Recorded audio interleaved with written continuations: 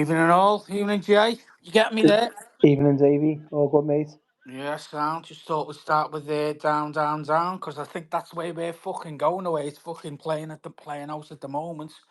So yeah, we'll crack on. We'll wait for France to come in. No doubt he'll be fucking cooking his eggs or something fucking bullshit. He'll come up with, won't he? So Salmon, Dave. salmon, yeah, there's salmon, yeah, of course it is salmon. So yeah, so we'll get cracking on the space. Obviously, a bit to talk about. Obviously, we'll do the Irons versus Everton review, players' performances. Is Dyche tactically naive? Is it time for a new manager? The takeover and no noise, so we don't seem to be hearing much coming out of it. And then obviously some general chat and a bit of a laugh as well along the way. So we'll get cracking. Obviously, Saturday's game. Yeah, we'll start with you, Jay, because obviously Fran's not here at the moment, and no doubt he'll come in at some point. So, what was your thoughts on the match, mate? Um, it's an hard one, Dave. It's another game that's passed us by where we should have won.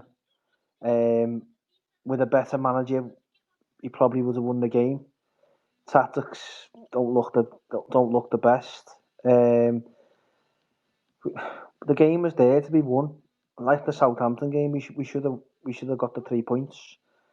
At the end, obviously Pickford's save would have been probably a smashing grab for them because I did think we were the better team, Dave. I don't think they really troubled us, but it's another game that we should have got 3 points in. Um, I just don't think this.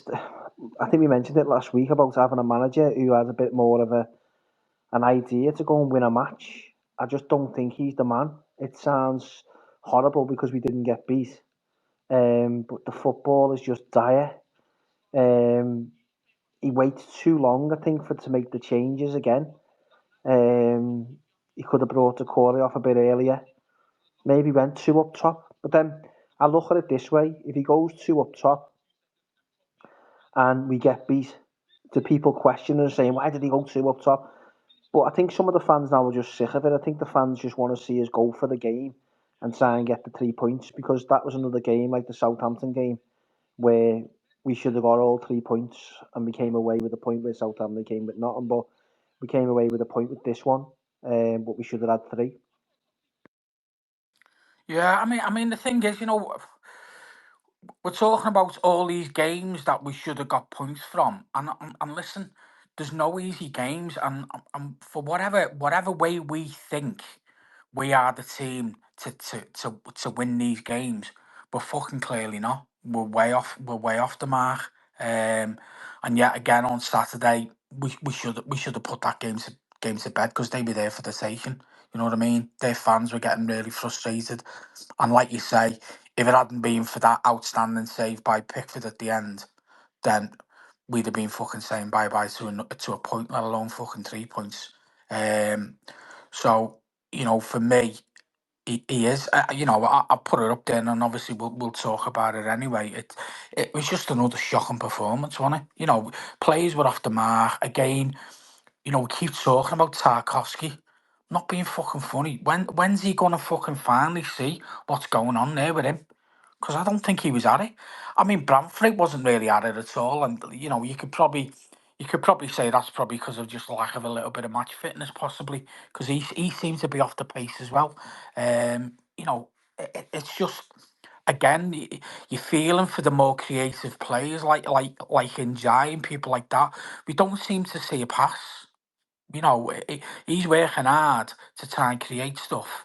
Um, and we're nowhere. We're just, you've got that fucking waste of space up top who, I just don't rate anyway. And, he's clearly playing for the move, by not stretching his legs, as Jack said previously, not stretching his legs, not putting his body in where it counts, doesn't want to get injured, and that's fine. Well, if that's his case, then go and fucking play in the under 21s because you're no fucking good to us. I think it's one of them points with Lewin Dave where he doesn't look like he tries enough in games, but then obviously the service is lacking from what he's getting. Now, give the lad his due in that aspect, but for me, he could try a lot harder than what he has been. He has stretching his legs and doing what he's. Maybe people see that a bit differently, but I honestly think if we had a decent forward, we would have won both of them games, Southampton and the West Ham game. I think Linston was getting a lot of criticism. I thought he'd done okay. He was trying to go past players. He was trying to get the ball in. He had an header that he was unlucky with. Um, but it all falls back to like the mentality of the manager. You know, and any other manager on that pitch goes and wins that game. West Ham were fucking terrible. I think they were worse than Southampton, West Ham, and we should have just blown them out the park and got a couple of goals. I was saying myself, if we score the first goal in this game, that crowd would have erupted on them, and we would have won that game 2 or 3 nil, Dave. But the problem is again, we've just got no creativity going forward. The chance for the Decore, could he hit it first time? Maybe, but the defender gets back. Somerville gets back and blocks it. So it's an hard one for that. To say, because if he takes his touch and buries it, no one says nothing. So it was an hard one, but it just comes down to the scoring goals. I don't think when Danny Ings come on, you could feel everyone like you could see everyone basically feeling like Danny Ings is on here. Fucking hell, he's gonna score. He had most of their shots, Dave, when he actually came on, Danny Ings, at the goalie, because he'll just have Yeah, well, triple he's always had a good game. He's always done well He against us, has, man. he You know has, what I mean? In the past, yeah. I mean, I know he thank fuck he never did on Saturday, like, but he's been uh, he's been a bit of an Achilles heel for us because he's always done well, hasn't he? It's a worry though, Dave, when you look at people were saying about get the players off the bench, and I go criticise about making the subs, but then if you look at the sub that comes on, you've obviously got Harrison that comes on for, maybe a bit earlier behind Beto or whatever that might be, but I just don't know what else he's got there. It's bizarre. No point in putting the kids on the bench. You've got Harrison Armstrong there. You had that Callum Bates that was on the bench. I don't know how good that kid is. Um, but maybe we just need to take a bit of a risk. But then I think the manager's damned if he does and damned if he don't. Because if he loses that game, Dave, and goes two up top, the fans will want him gone. So in all space of it all is a point for him is not a bad result. I think the fans want him gone anyway, mate, irrespective of whether it was a good point or not. He set Yeah. up for a draw in that game. And listen, away games are always tricky, but when they're against a team who was struggling just as bad as us, you've got to be going for it because we've said it loads of times. There's less pressure at home. There's less pressure away from home. So go out and fucking try and at least win the game. But like you say, his substitutions, everything about it. And obviously that leads into like one of the things I've put there. Is he naive with his subs? And how long he does leave it to make a change and make any sort of. I don't know what the fuck he's laughing at here. Why are you putting a fucking little laughing emojis up there, Fran? Fucking Because hell. I'm just buzzing off you, Dave, to be honest with you. But Why? I'll come in a minute. I'll come in a minute and I'll tell you why. Carry on, mate. Carry on. You're entertaining me already. Fuck off, Lee, soft cunt. Um, so yeah, as I say, I just think that we we're just not good enough, are we? That's the fucking problem. When you think about it, Dave, though, when you look at the as I say, go back to the bench and that, what we could have done a bit quicker is went the two up top. Simple as. And you know what, Dave? People are going to call me and say, fucking, you wouldn't have done this, but I would have threw Michael Keane up top. I fucking Michael Keane's caused more problems than them two put together. Simple as that. You know what I mean? He causes more problems in the box than Lewin and Beto for me. And if Dyche would have done that, who would have said that he might not got a goal or not? This is the thing, innit? You know what I mean? You just he's got a bench full of players there that clearly, one way or another, he's probably not got the confidence into maybe bringing on and changing a game, has he? Do you know what I mean? I'm not saying that the shit, but They are. go on. They are shit.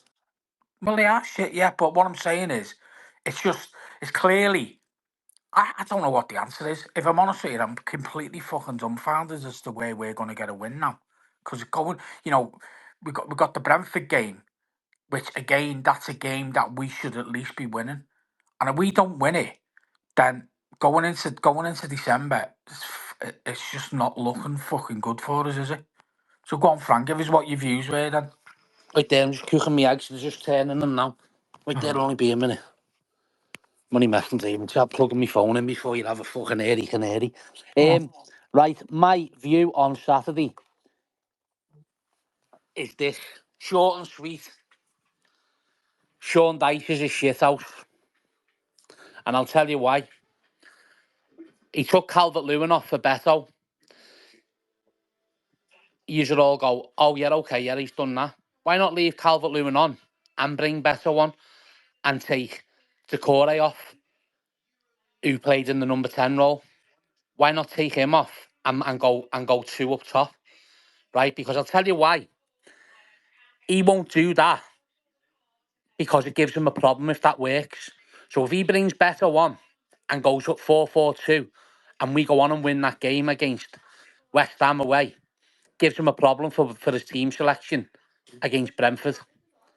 Because the fans will then say 4-4-2 is working. There's also another side to look at it and say he is playing for the draw, like you've just said, Dave, right? Negative manager. Go for the win. If West Ham do score, we've got two strikers on the pitch then to try and get the goal back. And I know everyone will say Calvert-Lewin isn't scoring, but he's never been tried really with Beto. He's never been tried with Beto. So at the end of the day, we don't know it's not going to work. We don't know. They've never had a run of games together where you can say that doesn't work. That everyone's pinning their hopes on Brozier. What happens if he comes in and he's a flop? Because let's have it right. He didn't set the world alight when he was on loan last season at Fulham, did he? And he's injury prone. Everyone's got their hopes built up on Ndai and things like that. He is probably our best player, and he is probably the most threat in the team.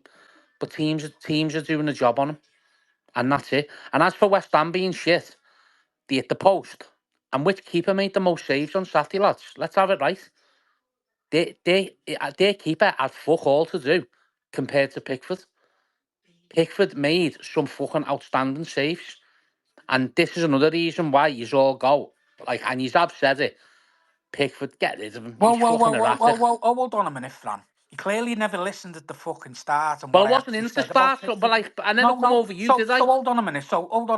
So the first thing that I turned around and said, by the way, at the very start of the space, because you weren't listening, was that if it hadn't been for Pickford pulling off that fucking top draw save, we'd have been fucking going home with 3 points down rather than a point. So I did give credit where credit's due. Yeah, fair enough. I haven't I never slacked said you Pickford have off for slagged him months. tonight, Dave, but you No, have in no, the and I past. haven't done it for months. No, I'm because you just trying can't. to say. No, You I know you can't. can't. I know I can't. You I know can't I because the can't. lad's top to all. Let's have it right. I know he is, yeah, but you jump in and say stuff when No, you haven't I'm really giving fucking my listened to the view. rest. I'm Yeah, giving that's my fine. view, and Okay. you're thinking it's aimed at you.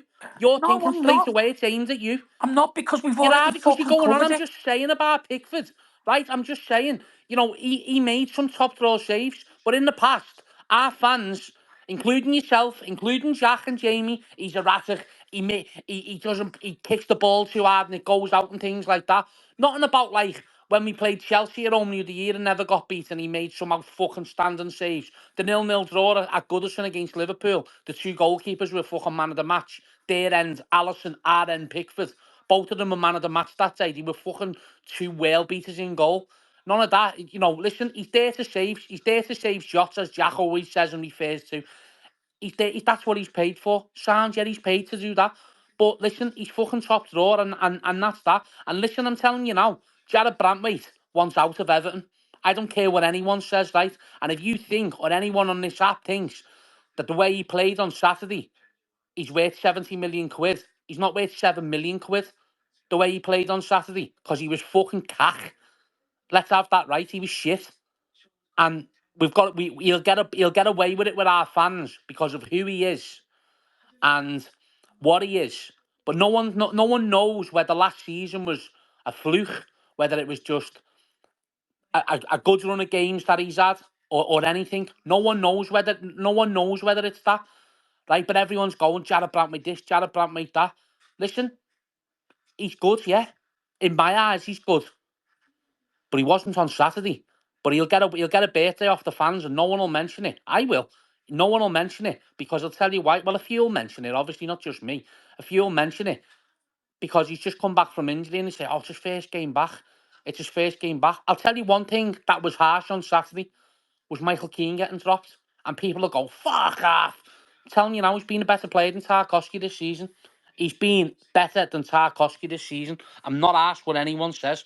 He's been our best central defender this season. Why not give him a go with Jared Bramley to see how he got on? It's only West Ham, isn't it? West Ham hit the post. Pickford made some fucking phenomenal saves, and we were unlucky to go away with a point. Yet we had more of the ball and more possession, did we? I don't think Everton deserve to win at all. We don't score goals. We scored 10 or 11 goals all season. Did And I I'm not telling, suggest? Did I not suggest the Brantwaite thing with Keane last week? But obviously, was told that it was never going to happen because that fucking ginger prick won't do it. Because for some reason, like you've always said, Fran, they're a fucking he seems to partnership. think, yeah, I know, yeah, but we're going on about a fucking partnership that clearly worked last season, and who's to say it's going to work this season? Because it clearly didn't on fucking Saturday. But and again, like you say, I do feel sorry for Keane because Keane has been our best fucking centre half, and it's The problem is, Dave, as well, right? Is everyone thinks, you've just said here we should be beating Brentford at home. We've got no God forgiven right to be beating anyone at home no, because it didn't. Everton. I didn't say What? that. What did you say then? I just said if we don't get a win against Brentford at home, then we're in shit street. Okay, well, okay, sounds. But there be people on here that'll think that we should beat Brentford with ease on next Saturday, not Saturday coming, the Saturday after, right, the 23rd. Who are we to say that we should just be beating Brentford? We're fucking crap. We can't score. We're shit. And Yeah. that's just me being straight. The fucking players need to give their heads a wobble. Because I'll tell you now, December is one nasty month for Everton Football Club. Nasty. Start with United away. Ruben Almiron's first game, whatever his name is, right? They're going to be right up for that, right? Then we've got Wolves at home. Won't be an easy game. Two struggling teams. Gary O'Neill always puts a strong side out against Everton for some reason and can get a result against Everton. He's one of them managers. Then we've got the proverbial dry bumming on the 7th that we always get every fucking year off them fucking twats across the park. Then we've got Chelsea. Then we've got Arsenal away. Then we've got fucking Chelsea at home. Then we've got City away. And then we've got Notts Forest at home. Then we go to Bournemouth, the first fucking game in January. That is an horrendous month for Everton Football Club, and before you know it, we could find ourselves being lingering in the bottom three by then. Because at the moment, I'll be honest with you, I can't see us winning a game in December. I cannot see us winning a game in December. Possibly get a point against Wolves. I think United will fuck us. I think Liverpool will fuck us. I think Arsenal will fuck us. Chelsea will beat us the way they're playing because they seem to be coming together. City won't go. City won't stay on. Shut up, Jack, you dickhead. Jack's texting me, Fran, we'll win the fucking lot. He's on the ket in his back kitchen, this cunt. Um, fucking City won't stay on this run that they're on forever. They'll come good, and then you'll have the Forest are flying, playing some really good football. Now I know deep down that there will be a shock result there somewhere along the line, and we will get a shock result. Where it'll come, I don't know, and I wouldn't like to try and say. I know where I'd love it to be, to shut some of these fucking cunts up in here, right? That listening. I'd love it to be the 7th of December. That's what I would love. But whether it'll happen, I don't know. But at this present moment in time, I personally would love Sky Sports News to come on now, tomorrow morning, whatever, and say Everton have relieved Sean Dyche of his duties because he's nothing but a pale, ginger, tennis ball headed cunt. I can't stand him. He's a fucking negative dinosaur. Get him out of our football club and go and get someone in. Go and get someone in that's going to come in and we're going to have to give him a month's grace with them games, with the squad that he's got, and let him go and try and get someone in January. Liam, you're laughing. Go and boil your head, Liam Smith. Go and fuck off, boil your head. I, Fucking cockeyed I swat. said last week I just didn't think that we're not going to get anything over well, definitely over the December period. And, you know, Saturday's game, was it a must-win game? Yeah, it probably was a must-win game as much as anything. But did we think we were going to go and win there? I didn't think it. I said we'd get beat. Now, we come away there in a game with the negative kind of football. I just don't see. I think that's why I just said we started with the song Down, Down, Down, because we'll be fucking rooted at the bottom of the fucking league come fucking January. Do Because you know what though, lads? I don't agree. I really don't agree with what what we're talking about getting beat by all these teams. I really don't. I think the Why? way What? we Why? because What do you see, Jamie? That we don't see. because the way we don't play to you just set up for a draw. So if we take points, we take points. Well, okay, sound. So we go. So what you're saying is we won't. I'm not, Jamie. I'm not saying we'll lose every game. I said to you there'll be a shock result there, right? But is that right to be going? We've got home games in December against Wolves, Liverpool, Chelsea, and Forest. That's a possible 12 points that we can get. Be honest. Be honest now, without your blue blinkers on. How many points do you think we'll get in them 4 games? Wolves, Uh, Liverpool, Chelsea, Forest. I reckon they'll get 6. Okay, where's the 6 points coming from? I reckon Forest and maybe the Derby or Chelsea. But Wolves will beat us or draw. No, saying that, lads, I go for 9. I go Forest, Wolves, and either Liverpool or Chelsea. But Fran, what I would say is the Get in reason your why. car now. Get in your car now and drop us No, a joint off what you're no, but smoking. Fran, Because listen, you're off your fucking rocker, you. Fran. But the way Sean Dyche plays, we play hard to be beat. We don't play to go on the count like West Ham. Then we should have went and attacked them The way because Sean Dyche plays, we're hard to score. He's that's a what I'm saying. fucking cunt. That's what I'm saying. But when we're playing these other teams now, there's no. It's not. We're gonna just have to defend, aren't we? And counter attack and Oh, rely yeah, on so let's corners. tell you what then. I tell you what. Forget December, right? Forget December. Have your big roast dinner on Christmas Day, Jamie, and you fly up on Boxing Day, right? And then go into January. What happens with Villa and Tottenham when we go into January? Do we just defend against them? If we have to, because we can't attack teams. Okay, and then after that, when we've got whoever we've got after that, do we just defend against them? Well, that's all we do anyway. No, because we've got to have a goal. We've got to have a goal. Ipswich Town are going to Tottenham Hotspur yesterday, going 2-0 That, up and hanging on to a 2-0 yeah, lead, and then winning 2-1. that's a freak result, though, Fran. And what you got to remember is Spurs played midweek I don't in care whether it's. Europe. Listen, they went to Man City and scored. They went to Man City and scored. They went to West Ham and scored. We can't go anywhere. We all right. People say we went to Ipswich and scored. Ipswich are shit, but they're going to get results, right? And that sounds like contradicting myself. Ipswich are fucking shit, right? We was better than them and we beat them, but we seem to shit it against teams where teams just like look at us and go, "It's Everton." Any of them teams now? Do you think Thomas Frank now is planning this game against Everton worrying? Because I'll tell you now, Brentford turn up, Brentford beat us. Brentford aren't a bad footballing side, and they can score goals. And they can score goals. And yeah, before we go on to the next subject or the next topic, would you have Thomas Frank as the Everton manager? Yeah, I'd give him a go. I'd give him a go on the basis that we can possibly go to Brentford and bring maybe one or two of their players in.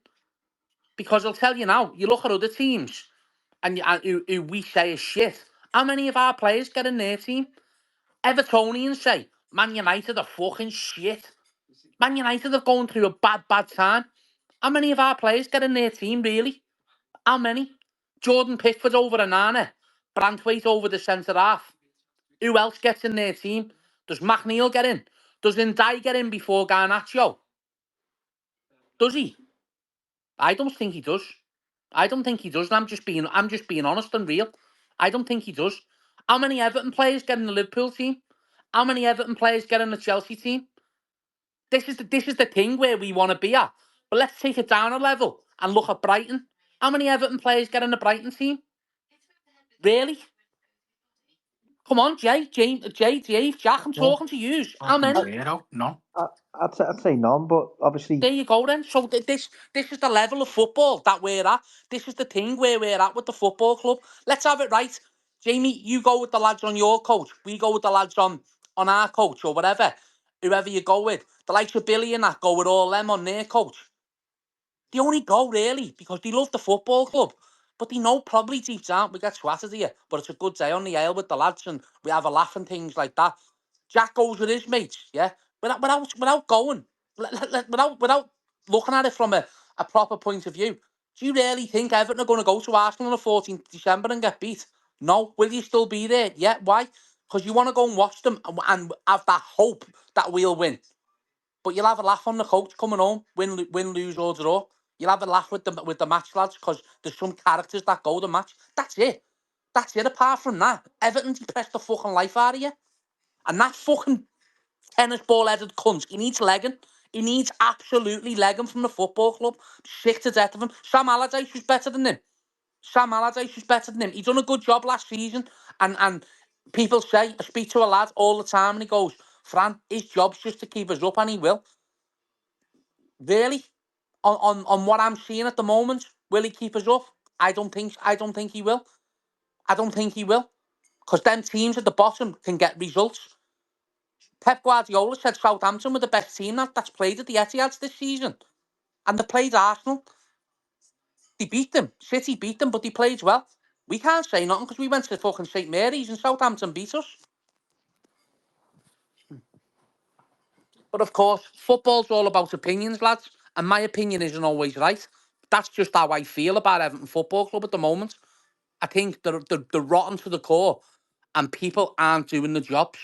And Sean Dyche is one of them. Sean Dyche is one of them. Do you know what? No on Saturday, if people would have come out that ground and we'd have got beat 1-0, right? And this sounds mad what I'm going to say. If we'd have got beat 1-0 on Saturday, but he'd have went positive last 15, 20 minutes, two up front and had a good go, and say West Ham hitters on the break, Danny Ings scores, get beat 1-0, people out there will go, they'll give him a birthday and go, he had a go though, didn't he? That's what Everton fans are. They just want to see a bit of fight, commitment, desire, and back the team. And if they're having a go, they'll settle for it. And they'll go, well, you know what? At least he's tried it. He's had a go. This cunt's not having a go. He's going and saying, oh, we'll sit back for the draw. Don't have fucking Southampton again. Southampton were there for the taking. And the next thing, it's written in the stars. Adam Armstrong turns up, bang, 1-0, see you later. Get back down the fucking motorway, you scouse cunt, see you later to that. 3 points down. Do you Get them honestly out the think? club. Ian Wone, Steve Stone, the fucking lot of them. Get them Do gone. you Something's honestly not think? right in the training. The players are always injured. I don't think the players like him. Some of the players mustn't like him. I wouldn't like him. I wouldn't like my boss to have a red head. I'm telling you now. Be a Do you, big, pale tennis ball headed cunt. I wouldn't like it. Get rid of him. Fran, do you honestly think though he would have went two up top and he would have got beat? The fans would have said, "Not get him out." No, I don't. No, Jamie. The fans want him out. As far as I'm concerned, right, what I see on this social media, the fans want him out, right? But what I'm trying to say to you is, right, the 3,000 fans that are all coming back wherever they go, you know, back to Liverpool, back to Sheepperton, whatever, wherever they want to, wherever they live, whatever jurisdiction they come from, right? Let me just tell you something. They just said he's had a go. He's had a go. He's done something that we wanted to see. 4-4-2. He's tried to win the game. It's been a bit of a positive change. He took the Corey off for Harrison.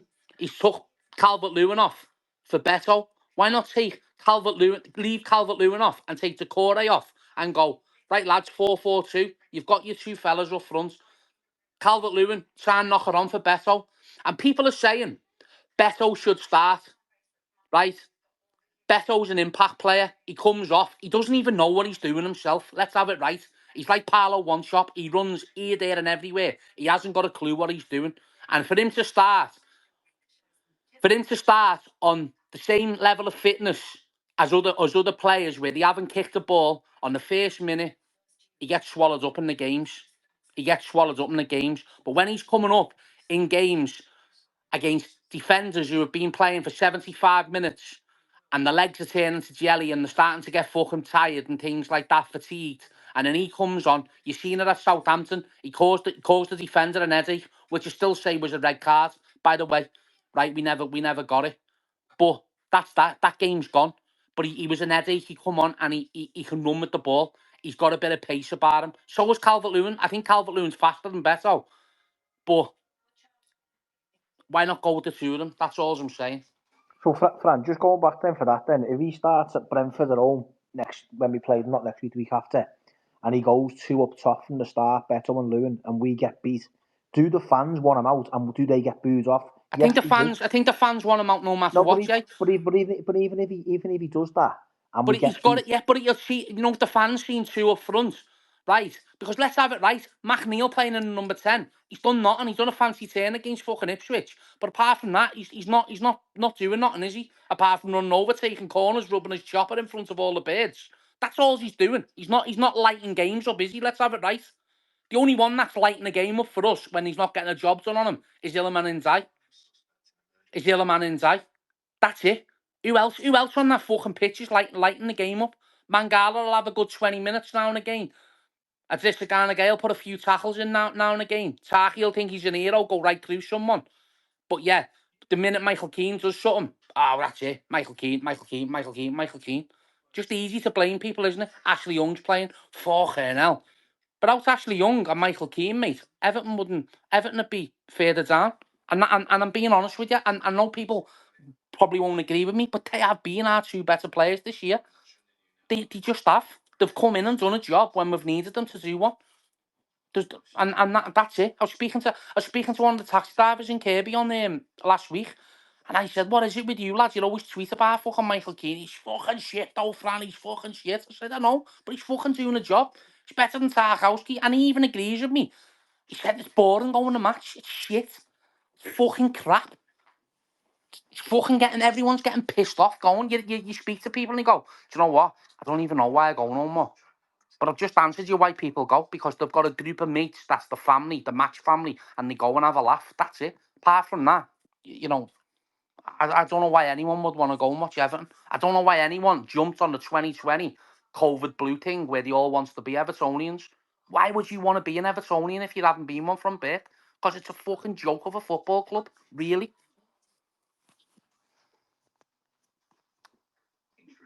Hi, Jack. All right, Jack. Hi guys, just been on the grass. No, it's Deli Ali. I thought you start up our Mark Robbins, Have you been sniffing the What? same fucking glue Jay's been fucking No, listen, sniffing? he's going to talk about Mark Robbins now. And he's You're like a What? fucking pendulum, you, Jay. Fucking hell, you swing from one view to another, you cunt. I've not said nothing. I've just said the Fucking fancy Like hell. Jay back in fucking Lewin again. Oh yeah, well, he's back in every cunt, isn't he? Because he opened his legs for once.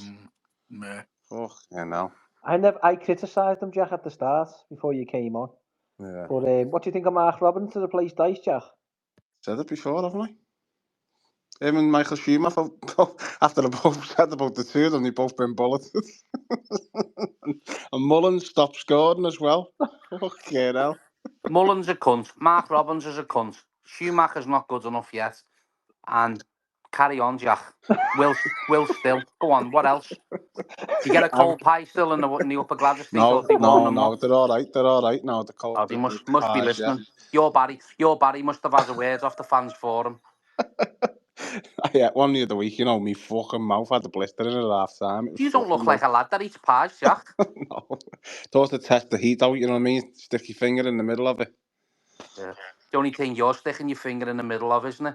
Oh, you're on one tonight, aren't you? Dyche has No, got I'm you up not. the No, wall. I'm not, because I come in and I Dyche has get got you shouted up the at by wall. Dave straight away. Why, Dave what's he said to you? He just has an ad on for me. You can't do nothing. I'm on a diet, and I try and cook eggs and try and get protein in me, and he fucking 8:15 and all that. That was the other week, and now Well, it was like whatever. a Jordan Pickford fucking wank fest at the start of it when you fucking come on. Oh, fucking hell, I missed that bit. A wank fest. Do you mean the lad in my profile picture that's kept Everton single-handedly in the Premier League for the last 3 years? Do you mean him? Do you know what? The thing about that save at the weekend, it was right at him, though, wasn't it? Oh, fuck off, yeah. Don't, Jack. Don't, mate. I'm not in the mood for you. It was, though. It was right at him. It just took a little bounce off the skid, and then he flew a flail of an arm at it. I'm glad I never took a bounce off one of your fucking jockey skids. Because it'd have been fast there, shitty ass. Oh, lad. He'd have been able to have bounced off his fucking bullet, wouldn't he?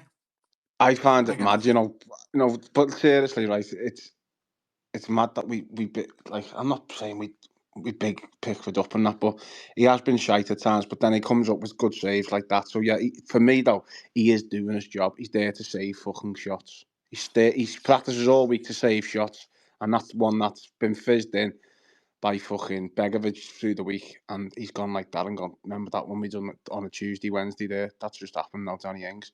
But it was a good save. But Jack, can I just stop you and just say something to you, right? Go on. What did you just rephrase what you've just said then? It was right at him. It's right, Adam. Here's another thing as well, right? I'm just thinking in my head because you can't bear me cap out the way you go on about Pickford. You know, you have an ad on for him. You rate him. You and your Al fella rate him and Calvert-Lewin hate him now, right? And you get an ad on for them. I'm sure your family group chat must be the DCL Pickford fucking group chat, right? But here's one for you. Jordan Pickford, in the last 2 games that Everton have played, has been screaming at the bench for Dyche to take certain players off, right? Because they haven't been good enough. So And the fans. he was doing it on Saturday, right? Listen, it speaks volumes when a player's doing it about one of his players. He was doing it at the Fulham game about Jack Harrison. I can't remember who he was doing it on Saturday about. But lad, let me tell you now, he was doing it. Well, do you know who it was? It was about Tarkowski in the 42nd minute.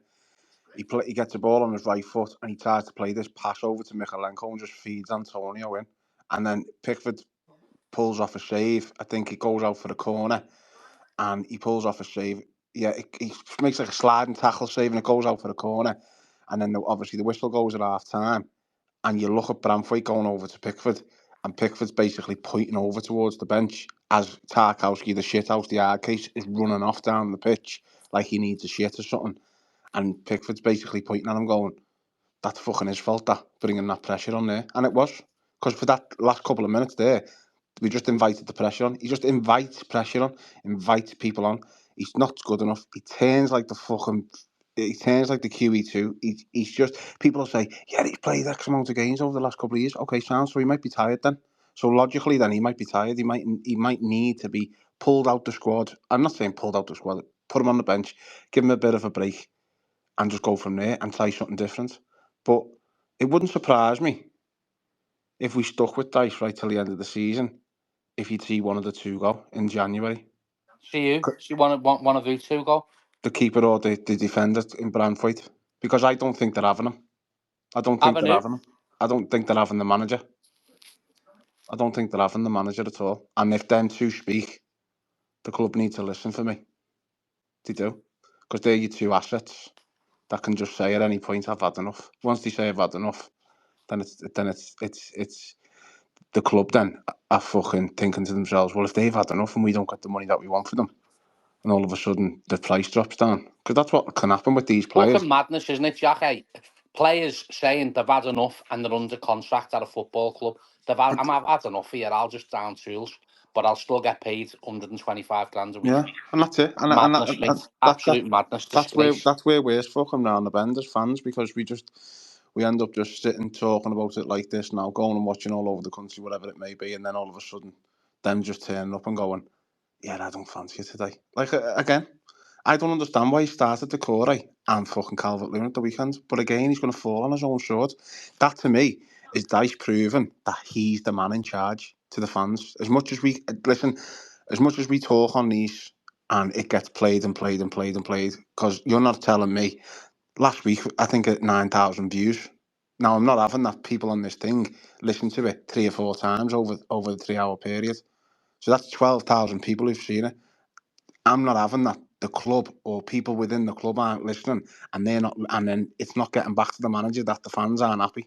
And I'm not saying it's some sort of like they're all tuning in, but let's have it right. Someone is listening to these, so why aren't they listening to logical stuff in terms of it's not happening with the players? Well, if they're listening, can you kindly send a message to Sean Dyche tomorrow, either by email or by fucking carrier pigeon to Finch Farm, and just say, Tarkowski from the space said, why don't you just go and fuck off back to Kettering, you pale, ginger, tennis ball-headed cunt. See ya.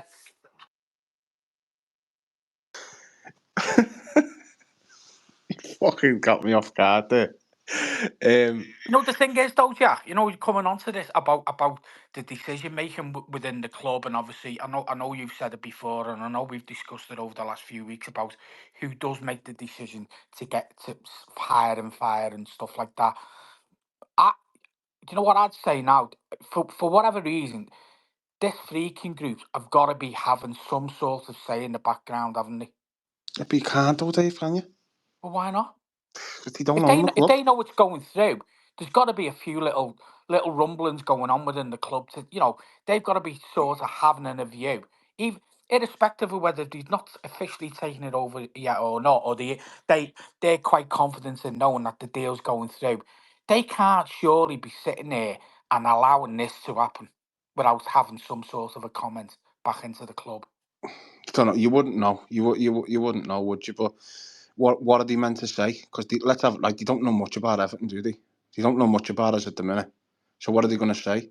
The All they've results got to don't do look. is fucking watch us on a fucking Saturday. We're fucking shit enough to know how fucking crap we are, But aren't we? then, but And the then manager. you could put it on the flip side of the coin. So someone could be down there going, this is purely because we've gone and spent 700 million on the ground. This is purely because we've been hit with financial fair play. This is purely because we've been hit with point deductions, and it's just snowballed, and it's gone on for years and years and years through past experience with past fucking ownership and stuff like that. So they could be getting fed that stuff. This is all happening because of that. You don't know what's being said. They can't just be looking at it and going, that manager's not. It's the manager's fault. No, We've got I players know. there. We've only got 2 players at the club, Dave, who are assets. Out Yeah. of fucking 25 man squad, there's only 2 players that could leave, and we make money on them. Probably got 3 now, Jack. In terms of who? In Dyche. Yeah, probably in Dyche, yeah. But it's still early days with him, so I wouldn't want to throw. But I know where you're coming from with that. But it's pathetic, isn't it? 25 man squad, and only three of them really will go onto it and excel themselves. Jack, do you think as well, like when you said that the people are looking at the kind of situation at Everton with Dyche and what he's had to play with as a manager and what he's actually got as a squad now?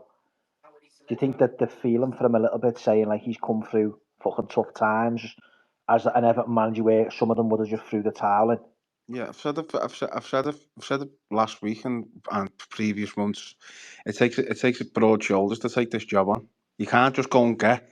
You can't just go and get like you can't go and get a 31-year-old German like Brighton have done and just expect it to work. You can't do that because there's underlying issues that go beyond picking a football team. One the starting 16, 17 that you've got aren't very good enough anyway.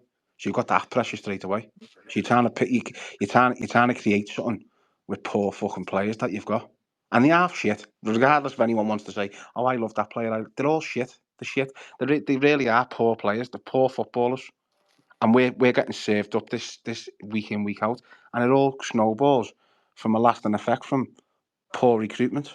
Poor recruitment years and years and years ago. It all just comes from then. We brought players in, give them massive contracts, and it's all just stemmed. It's like a Do you mean from circus. 2016 when Macheri come? It all stemmed. It's gone on. It's ingrained in the club, Fran. It's No, I'm ingrained. asking you a question. Are you talking about from 2016 when we always go on a match, and No, we're no, no. fucking rich? I'm talking about over the last probably 30 years into now. The football club is a circus, lad. Everything's Okay. like because what it is, you come to Everton, you get paid boss dough, and when you get boss dough, you don't really have to do much for it. Do you know what I mean? You go to other clubs and you go, right, you're gonna get paid. You're gonna have to work for it. Do you really think Over the last 30 years, Jack, sorry to interrupt you, but I've got to say it to you while you're in full flow, right? Over the last 30 years, you just made a statement, yeah? Yeah, Yeah? So when David Moyes was in charge, we never had good players and good transfers coming into the football club. yeah, we did, yeah, So it's not over the last 30 years then, is it? but we didn't win nothing, no, for that. I never said we did, Jack. No, But I I tell know you now, that's my point. That's my point. I tell you now, we were more competitive than we've ever been in our lifetime. I'm not talking about Dave's lifetime here, right? Because he's seen them in the 80s and your Al fellas and Grahams and things like that. And in your case, Jamie, John Fitz and fucking Billy Brad and things like that. They've seen Everton at the best, right? But we haven't, right? So in our lifetime, our most competitive times as an Evertonian has been under David Moyes.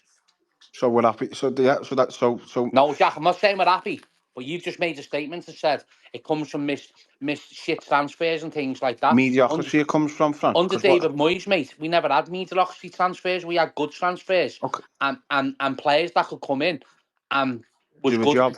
and was good. No, And do a job. we had good players, Jack. No, what I'm saying is, but them players, as much as good as they were, we never made the next level, did we? We never got into the next level. No, So because everyone blamed Moyes then. Everyone turned around and said, Moyes has took us as far as he can take us. We need the next manager. no, We Moyes need the took next himself manager. where he could take us. Moyes took himself. It was the other way around. Moyes turned around and said, "I've took the club as far as it can go," and then moved to a bigger and better and fucking more monstrosity of a club because he was And you, picked by and one of you the. hate him for that, don't you? No, I hate him for how he left. Because he could have signed a contract and Everton could have made money. It's not because he left, because I still clapped him at the Park End when he left on his last game of the season and wished him good luck. But then when he leaves and then he comes back and says he was getting all the players, He's right. and then at the same time he could have signed a contract 6 months prior for Everton to get money. That was the distaste I didn't like.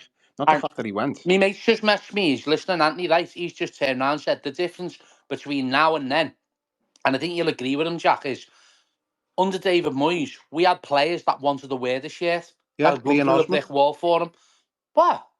Players like Leon Osman would walk through brick walls for you. Oh yeah, not Yeah. just him, no, Yeah, not just that's him. what I'm saying. But he weren't technically the best. But then he walks through fucking brick walls for you. He Tony Hibbert knows what wasn't it the means. best, No, but he was exactly. another one. Yeah, exactly. Players like that who weren't talented, but they still knew what it meant to play for Everton Football Club. You look at players now. You got Nathan Patterson playing fucking. He's the registered right back he's a young registered right back at the football club, and he's on Switch or fucking playing games with YouTubers, and it's like. There's your mentality. There's what you've got. There's what you've inherited for a fucking massive amount of dough. Because he come for what, 12, 15 million quid with a massive sign-on fee and all that, great wages, and then he's just come and stunk the gaff out. He's had a few bad injuries and stuff, but like he's there on the internet playing it, and I'm just thinking these players don't realise what it is to play football and be in a privileged position that they're in. Because it's too. Once they've smashed it, you've got under 23 players on over 5, 6, 7 grand a week. And then they're out on loan to other fucking teams. And they're getting paid vast amounts of dough. They don't care about Everton Football Club. They're just asked about line in the pockets. Same with the first team. The first team, you can see the first team aren't asked. Certain players in the first team do not care. They're just happy to just go through the motions for the 90 minutes and go back in the changing room. Yeah, sound, that's sound.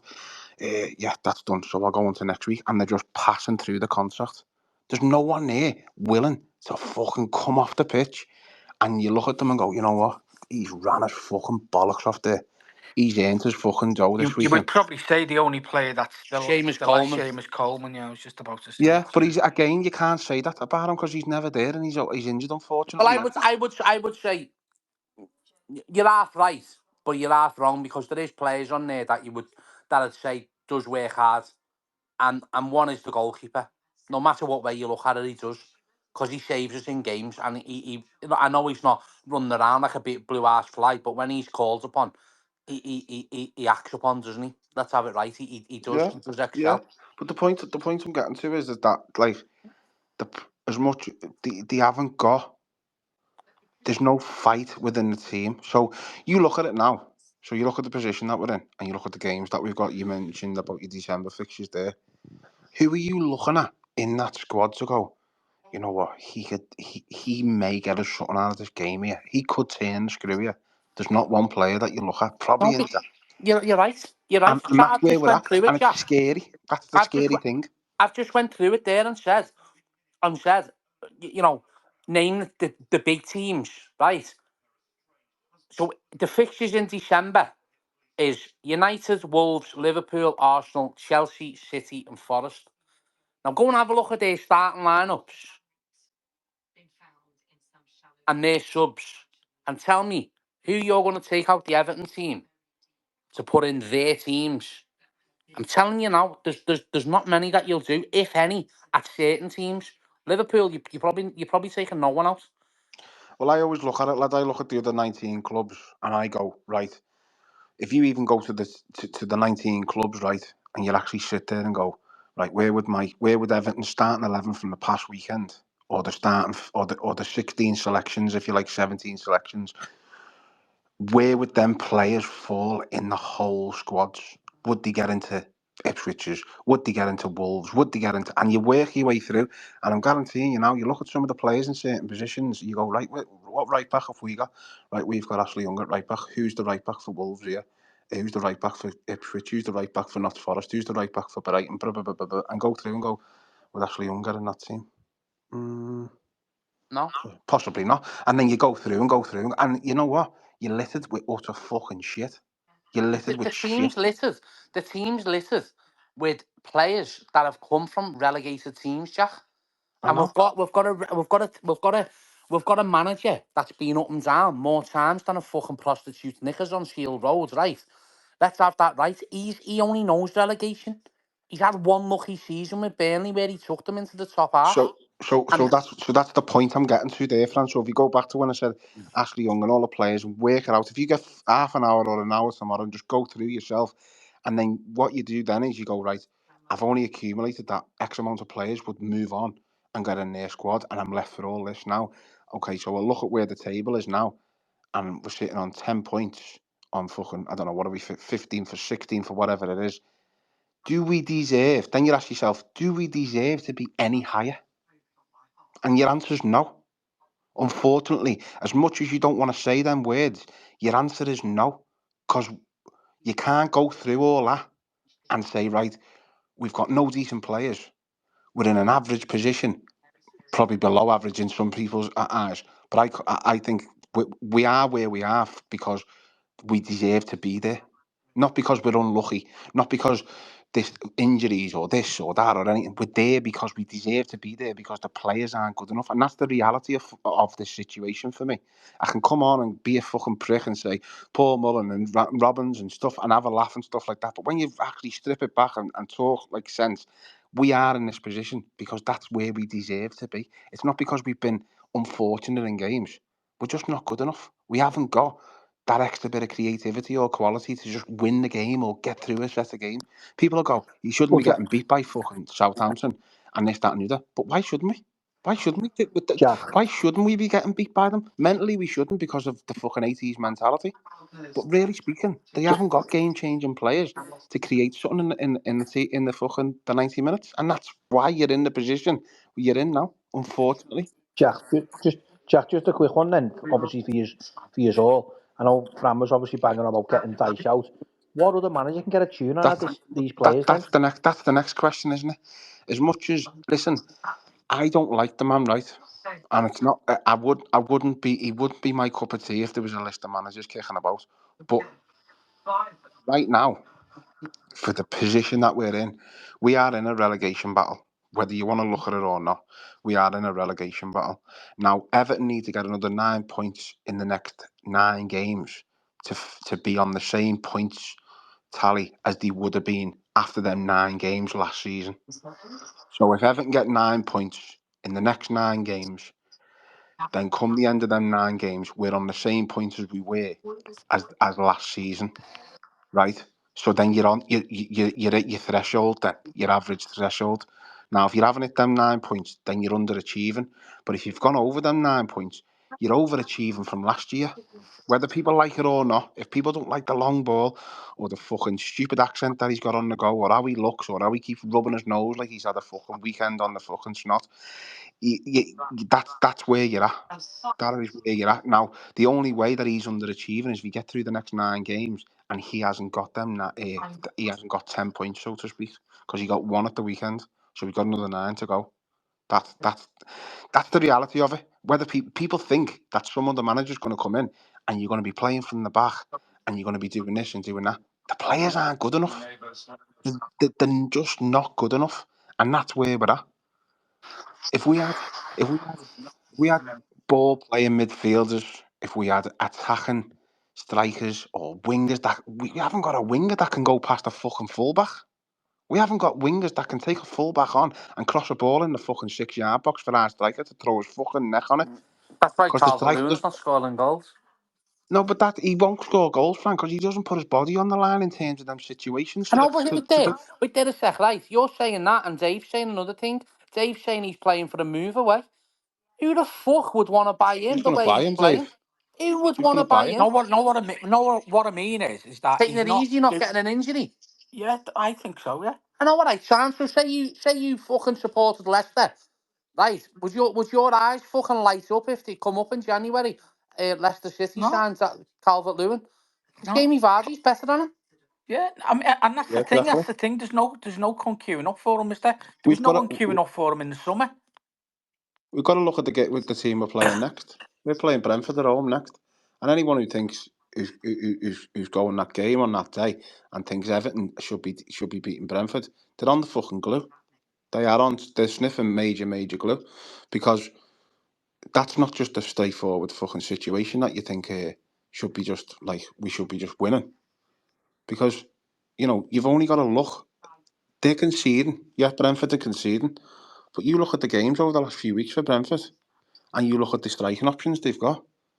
Michael Damsgaard, Mbua, and Wissa. They're all better than every striker we've got, and there's three of them. There's three of them playing together. The players are three up top, and they're all better than the ones that we've got now currently. Far better. So straight away we're fucked on there. Midfielders, Norgard, run through brick walls for Brentford. We haven't got midfielders that will run through a brick wall. We've got Ganagai, who would try and run through a brick wall, but he's too scared. Well, he's not too scared, sorry. He's too old. So he misses that half a yard, which you can see in the football. We've got Decore. Again, I say it again, he can't trap a bag of cement. He runs like a hamster on a wheel, but unfortunately, it's not the Olympics. It's not it's playing football. You're not here to run and do the cross country. You're here to play football. And if you notice, when he's got the ball at his feet, easiest option, go to the side.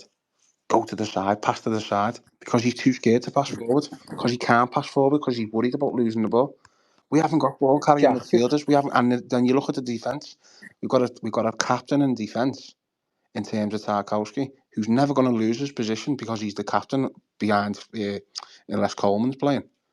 So he's never going to be dropped. So then you've got Bramthwaite and Keane. Bramthwaite is different level than Keane, but I just think you've got your right back in terms of Young, Tarkowski, and then your left back in Michalenko. Michalenko's gone way off the boil in the last fucking 12 months. Way off the boil. Jack, do you know when we were talking before? I don't know if you heard before about we talking about Dyche's style of play. West Ham are there for the taking. We should have took the points, which I thought it was. Just reverse it back to what you've just said, and I'm just trying to get my head around this because we're going to West Ham away. Would you have took a point from the start of the Yeah. game? A point on the road is better than Okay, anything, regardless. so A point away from that's what home. I'm saying. So that's what I'm saying. So when I've just listened to what you've got to say, it's basically saying that a point at West Ham you would have took. I think when you go back to the Definitely. results, I think there was only maybe a couple of us who said we were going to get a win against West Ham. So a point is better than nothing, isn't it? Yeah. But Dyche is still fighting for his job now because the fans don't like the style of play. Michael Keane doesn't play football, lads, and No, fans are still making sure that no, I get that's that, the, Jack. So if we go into that game, I said this to Fran before. If we go into that game against Brentford with the same team and we come away with a point, is that a good result? not at home now, because it's a different kettle of fish at home. Why? It's But it's Brentford. a different kettle of fish at home. Yeah, but you just said we shouldn't be taking Brentford No, easy, but what I'm or saying as to in you we is, should be you're beating asking them. me a question.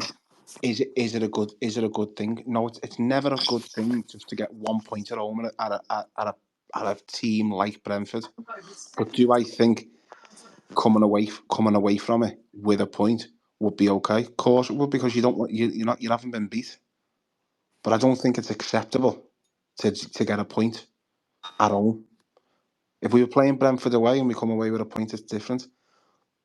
But if Everton get beat or only get a point, am I going to be surprised? No, because the quality that we've got, we haven't got any. We just haven't got any. We get the ball at the final third, and we can't create anything past the halfway line. That's why players keep going back. If you notice it, we get past the halfway line, and players just keep naturally falling back, and we only hit the 18 yard outside the 18 yards box. So Jack, put yourself in Dyche's and Fran, if yourself as well, and Dave, put yourself in Dyche's shoes now for the Brentford game. What does he need to do to keep his job? He needs to win. He needs to win. If he goes and plays attacking football and we get battered, would you want him out or would you want him to stay? But what's attacking football? 3 at the back. I'm talking 2 up top. I'd love to see 2 up top just to see how it worked for Calvert-Lewin and Beto, but I don't think it's going to happen. No, 2 up top, Jack, and we get beat 3-0. Does he deserve to be sacked? Yeah.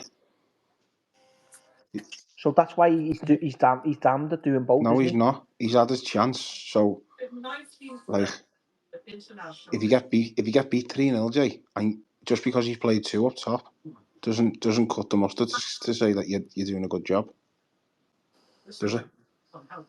Just doesn't. You can't.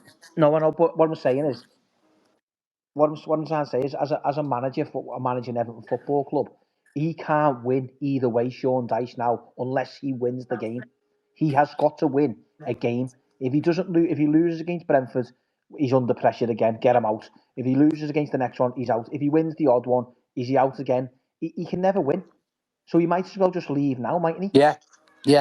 He's May as never well. going to Because leave. he's fucking crap. He's never going to leave, though, Jay, is he? Because No, I guess he's got that. 2.5 million quid still to pick up before May. So he'd be fucking absolutely foolish to leave now. He just wants to get sacked. Yeah, listen, if he gets sacked, he gets his 2.5 mil. If he carries on, he gets his 2.5 mil. Either way, his contract finishes in fucking June. So he's not bothered. He's still going to pick up his readies every week. Here's another one for you, right? Lad that listens every week. He's put, what the fuck's going on when you spend half of your budget on a 4th place defender, O'Brien, and never play him? Why couldn't that money have funded a new striker or an attacking midfielder? Well, on that one, I find it baffling. And the reason I find it baffling is because he hasn't even had a sniff. Now, if he'd have had a sniff, then I'd see it as a bit of a replacement for Bramley. But looking at it now, he can't even get it in at a Keane. You know, it's a bit of that for me, right? There's no way that Sean Dyche has gone to fucking Leon or wherever he's come from, that kid, and gone, you know what? There's a lad there that's 6 foot fucking 4, 5, whatever he is, and he's absolutely fucking brilliant. And then brought him in for 20 million quid and then not played him. That's not Dyche's call. That is not, until I've got a hole in my fucking arse, mate, that is not Dyche's fucking buy. It's not. And it goes, then that's where it goes back to your director of football or whatever. There's got to be. Have you watched the overlap with Moyes there, the new one, the last couple of days? No. It's interesting. Moyes turns around and says there's been some times where I've been at clubs and I've paid like a few million quid for players, and you get them on the training pitch and you think to yourself, fucking hell, I've fucked up here. And then you have to go into the chairman and say, I fucked up here with this buy. Can we try and ship him out as quick as possible and try and get a couple of million back for him? You know, it's my call. It's wrong. He's saying, but nowadays you govern by fucking analysts and fucking director of footballs and sporting directors and stuff like that. And he's saying you can't really do your job as well as much as you could back in the day. So I looked at that and I thought to myself, well, maybe Dyche is torn with this. Maybe Dyche is getting given. There's no way Dyche is going to pick Beto up, is there? There's no way Dyche is going to pick G. O'Brien up. But Jack, you know what you just said then about Dyche? Someone's messaging me to clarify. It's not 2.5 million he picks up if we sack him. He's got a clause that he picks up 6 million if we sack him. That's why they want to keep him till the end of the season, so that he just goes with no pay. Yeah, so he gets a compensation bond on the end of his contract there then, which is because that's. He gets $1 million, doesn't he, or something like that? Yeah, but there you go again. Like we sacked Martinez, and I remember I think we sacked Martinez, and he took us to court, took Machiri to court, and got an extra fucking 1.5 million because he was wrongly dismissed of his job. Bearing in mind the cunt have a fucking shocking pattern of results, and he took Everton to court and got an extra 1.5. So again, as much as you think the players have got the club by the balls, these managers have as well in the clauses in the contract. You're absolutely fucking screwed. One of the lads that me and you both know, Jack, without mentioning his name, just messaged me, said, it's on me WhatsApp. He said, just been speaking to someone at the club. Dyche is going nowhere. There's no one there to sack him. Thelwell wants him out. He said Dyche does not give a fuck. That sounds about right. Sounds about right.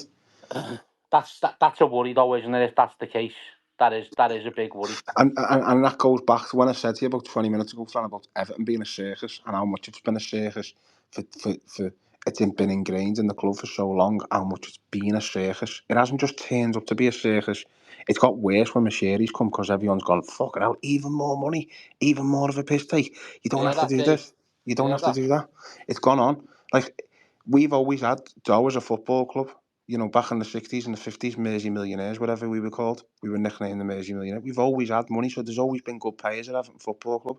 But there's never been, on the back of having good pay, there's never been anything like, you've got to do this and you must do this. And you're not getting nothing for your dough back. And it's still the same now. And it's like your mate having a job on site or in a warehouse and going, come over here, lad, they pay boss dough and you don't have to do fuck all. Just get on. Once you're in, you're fucking laughing. They won't sack you. You just carry on getting your dough. That's what it's like. And I've been on like jobs in that in myself when lads have gone, jump on this lad, no one's sack you, it's fucking boss dough. And then all of a sudden you're just there fucking getting your timesheet signed. No one gives a shit. It's exactly the same at Everton Football Club. They don't care. As much as we think they care, they don't give a shit. So that text message, that thing that you've just had, doesn't surprise me. And that's at the top level. You look at the academy level, you go and have a chance to look at Finch Farm and look at the academy level, we're way behind. We haven't got many players coming through. Got fuck all coming through. But that's because it doesn't. That's because when I said the other week about the pies and the bevy and stuff like that, it was all a laugh. But I'm telling you now, from the fucking cleaner right to the fucking board of Fans forum, directors.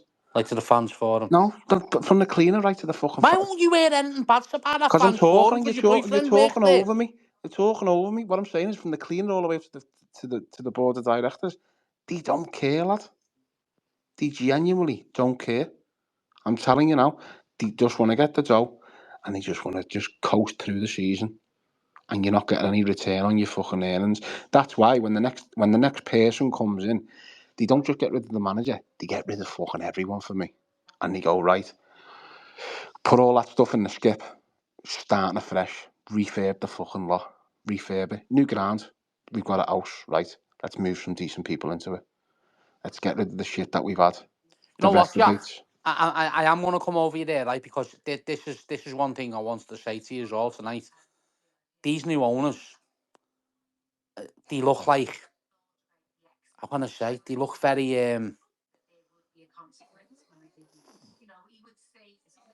it's the word dramatic I'm looking for. They just go bang, see you later, you're out. They've got a huge turnover of managers, haven't they? And we as a football club need a bit of stability where we need a manager, and we're going to have to give him time. We're going to have to make this next appointment, whoever it may be, after Sean Dyche, right? So if he's going to be here till the end of the season, right, whoever is going to pick the manager, the new chairman with the director of football, right, they need to start identifying the manager now, right? Next couple of months, have him in place, saying, right, strike the deal and say, you're going to be the new Everton manager. It'll get announced whenever it gets announced. But we need, as fans, we need to give him time. No matter how bad it starts. If it's going to be Dyche here till the end of the season, he keeps us up, all well and good. Sound nice one, Dyche. See you later. You've took your money. Go. Whoever we get in for next season, right?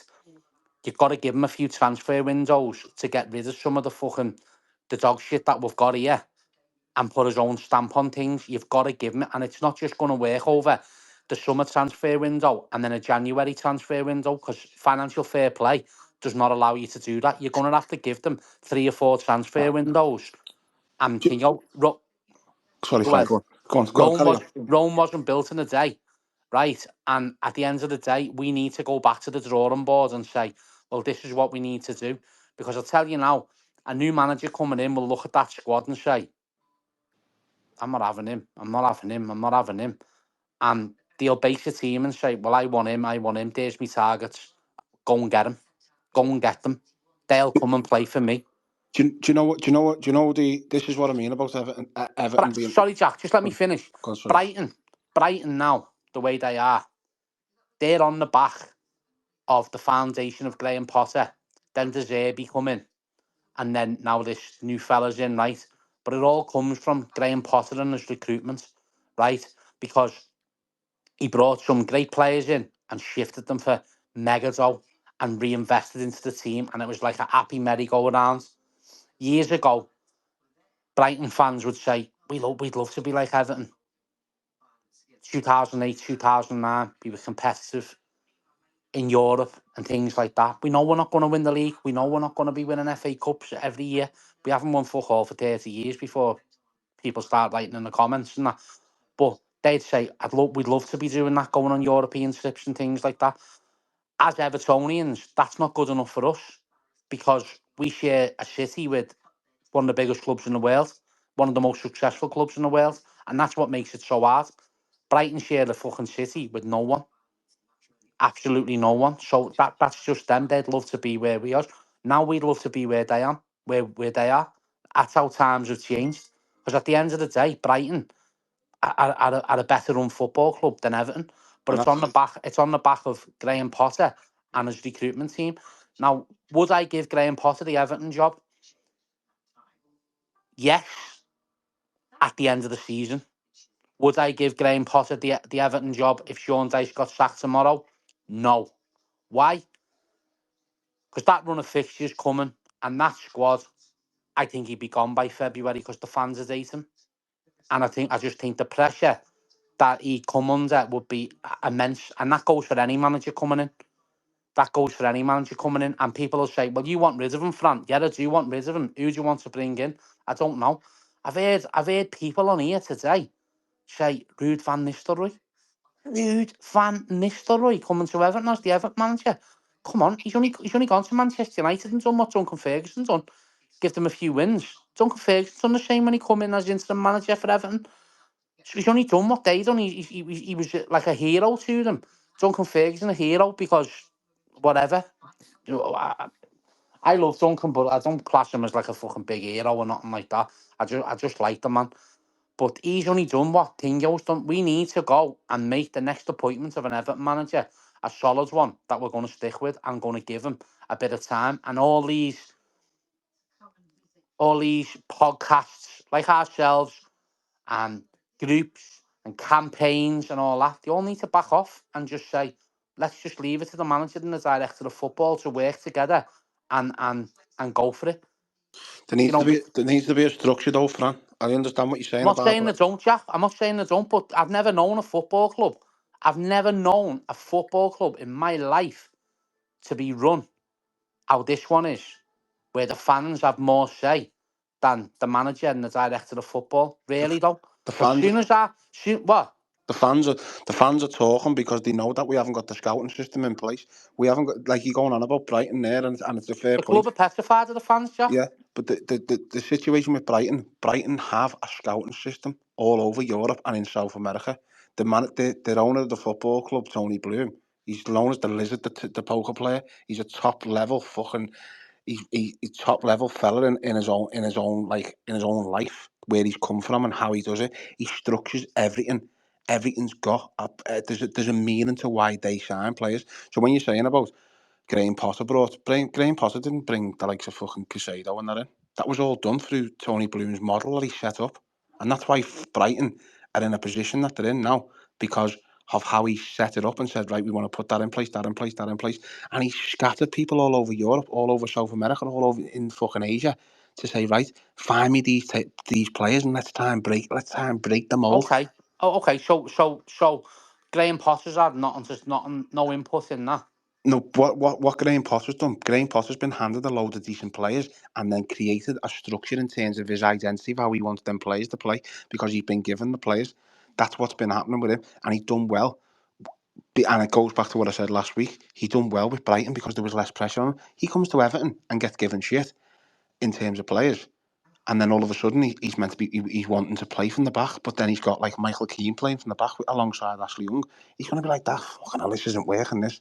1 minute he had, like, you know, the likes of your Casados and your fucking, what's the other fellow, the Japanese kid on Minotone. Minotone, you know, players like that. And he looks at the striking options. I look at Brighton and I get jealous. I'm not asked what anyone says. I look at some of the players and I think, how have they done that? But Jack, then again, it I goes back, Jamie, to the structure that they put in place. They aren't just getting these kids out of nowhere. There's a reason why that player signed for £4 million and he's been sold for 100 because the owner of the football club's gone. Let's do it right. Let's do it right. But we haven't got that. We have never had that.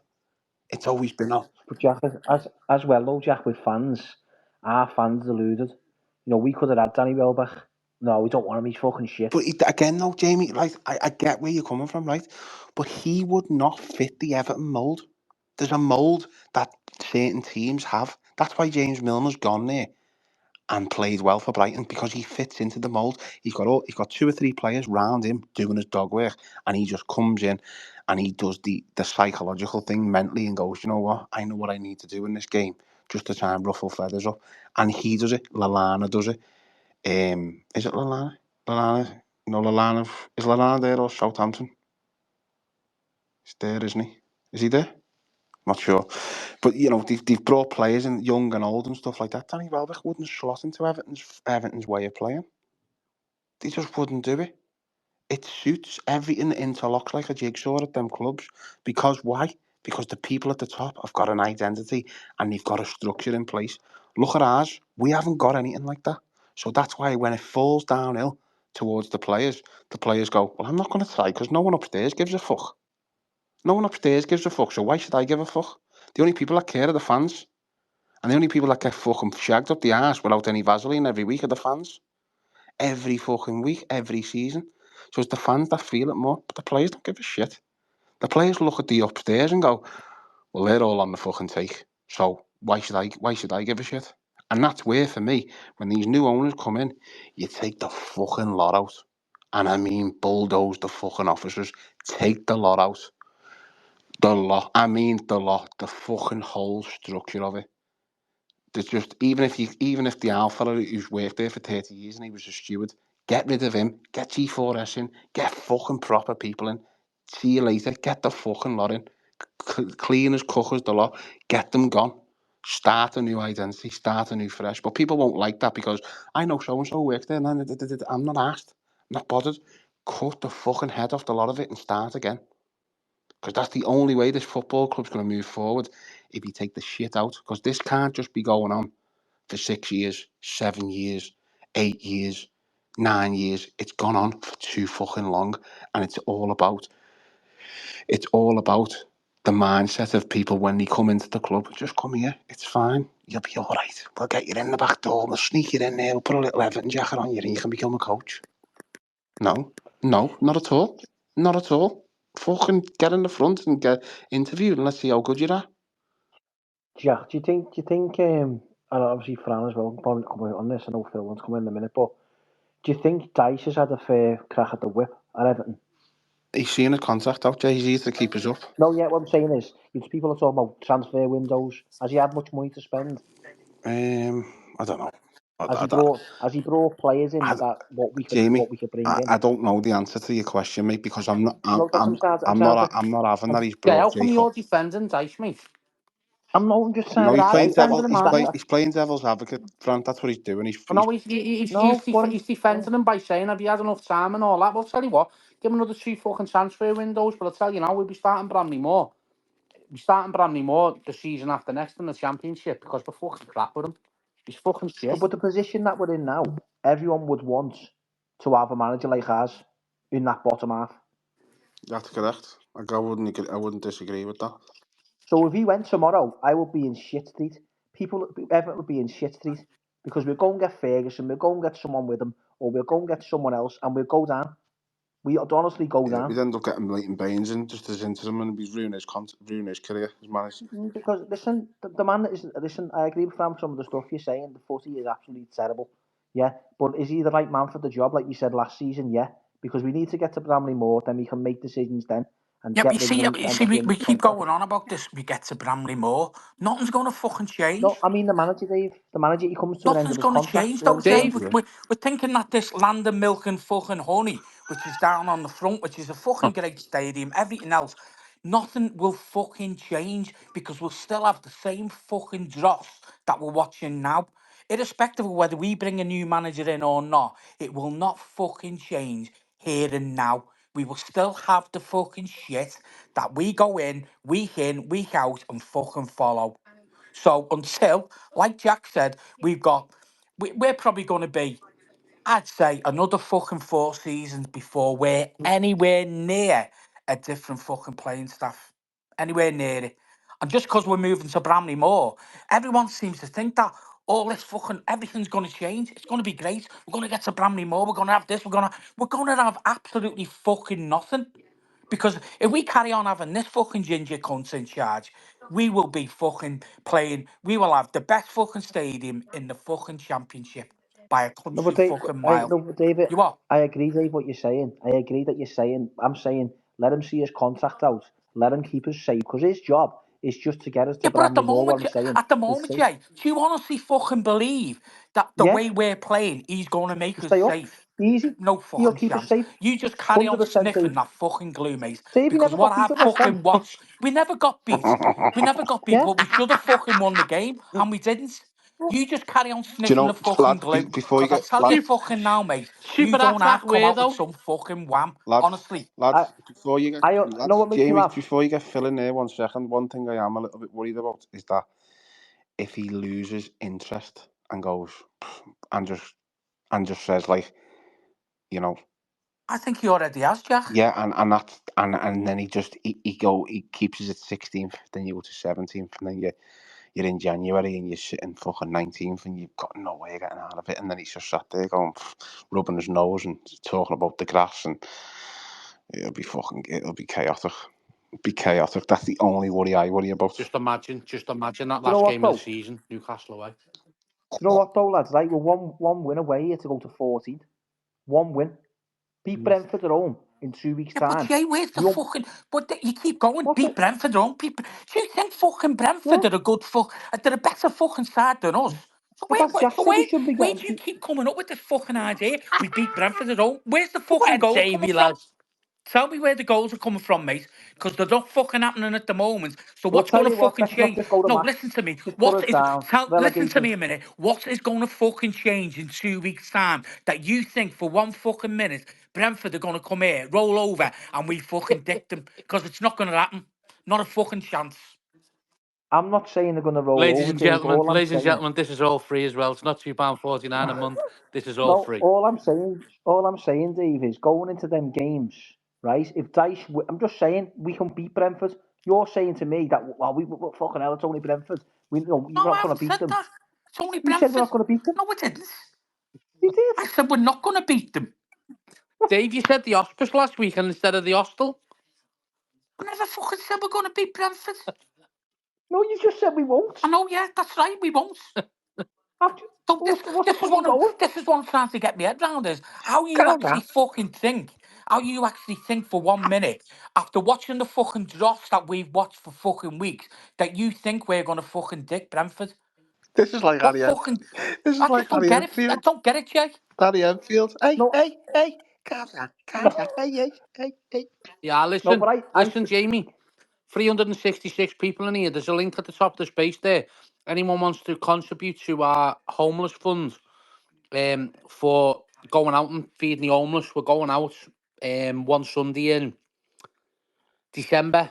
Go and feed them. And we do rely on your donations for this as it does go all to the homeless. So if anyone can spare a couple of quid, click on the link. It is a GoFundMe. And then it gets withdrawn into Dave's bank. And then we just go out and just have a crack with them, give them a good scram. Pillows, sleeping bags, gloves, hats, scarves. And then we put a few in the hostel, the hostel.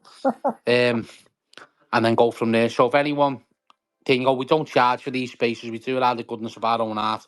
If anyone can put in, that'll be great. Thank you. Carry on, Dave. Let's get Phil in. He's been waiting long enough. All right, Phil. he's got off, Dave. He's gone off fucking hell. He's probably Dave. fucking listening to the shit that's coming out of your mouth tonight, Jay. Fucking hell. Who's No, that? but listen, L5 Alive we've got to there. go into these. No, but listen, boys, we've got to go into these games positive because you know what? We might as well not go and give Brentford the 3 points, I mightn't we? just don't know where you think the fucking goals are gonna come from. I just Dave, we can score goals off corners. We can score. Oh, of No, course we we'll get can, a yeah. goal. Listen, I honestly think Dave, we'll beat Brentford. I really do. And I thought we might have beat West Ham. I think a load of people writ us off and said, "Oh, we'll get swatted, we'll get fucked." You know, at the end of the game, you're talking that we should have beat them now. I fancy anyone at home, me, like. No, listen, Jack, going into them other December Here we fixtures, go. line Sean Dyche up with a team against them. I fancy us against the bigger team getting points than the fucking shitty teams. 100%, mate. Win the lot. I'm not saying we're going to win the lot, but what I'm saying is you've got like way Dyche sets up. It's so negative. Teams are going to have to try and break us down. Well, here's one. Brentford haven't won away from home this season, so there you go. As someone's put there, the Everton charity day will be in full force, as fucking Kuhn has put there, because he will be, won't he? But you know what though, Dave? If we beat Brentford, we go 14th. We're only a couple of points off getting into the top half, you know. Oh, fucking hell. Really? Tell ya? Yeah. Jack, get the passport out, lads. And if we had that win against Fulham back in the day, then we'd be fucking here there. You love it, Jamie. It's just, look, for me, mate, at the moment, I am quite negative about it because I just don't see anything positive to talk about. And again, you know, on Saturday, he went down there. He went down, and listen, you can turn around and say, yeah, but we never got beat, and we got a draw, and we got a point. And yeah, a point is good. But he set himself up for that game on Saturday, as it was, for that result. And it could have been all, you know, if buts and maybes, if Pickford hadn't have fucking made that save, which was an outstanding save, irrespective of whether Jack thinks it was straight at him, he still fucking saved it and he kept us in the game. I just don't see any positives coming out of any of the games that I've seen the last few weeks at all. I really don't. And even irrespective of at home, you go, as you say, people fucking hate going to matches, as Fran said before. I'm starting to detest going to fucking game at home because it's fucking shit. Shit to watch. Shit. I hate sitting there and watching that silly cunt on the bench with his two fucking backroom staff getting up and down, up and down. I really wonder what the fuck they're talking about because they don't watch the same game as us. He doesn't half rub his nose, doesn't he? And I'm just looking at him going, fucking looks like he's on the shite. Just what is his job to do this season? Keep us up. So if he keeps us up, are you happy with him? You're not happy with him, no? No, because he kept us up. Okay, no. If he keeps us up, then it's a job well done for him. Yeah. I'm not. So if he gets sacked tomorrow or leaves, I think they're in shit street. Do you know I don't. no. Okay, who comes in to do this job? Said it before and I'll say it again. We all know the answers. This is the $64 million question, isn't it? Because I couldn't give you the answer. Someone who's going to do a better job. Well, he ain't doing a fucking better job at the moment, is he? Why? His record's not that bad. Fucking shite, Jay. He's on, what was it, Dave? Since the Southampton game, unbeaten in what? Was it 6, was it? 4, 5? So what, mate? You might as well just fucking nip down to fucking Finch Farm, stick your nose right up his No, ring but listen, piece. use You're it all clearly saying, fucking loving it. use it all saying, Dave, get him out. We need someone else. Well, give me an answer that you. But what is it you actually want? You tell us what you actually want. I don't want him gone. I want him to stay till the end of the season. I want to zig as they are.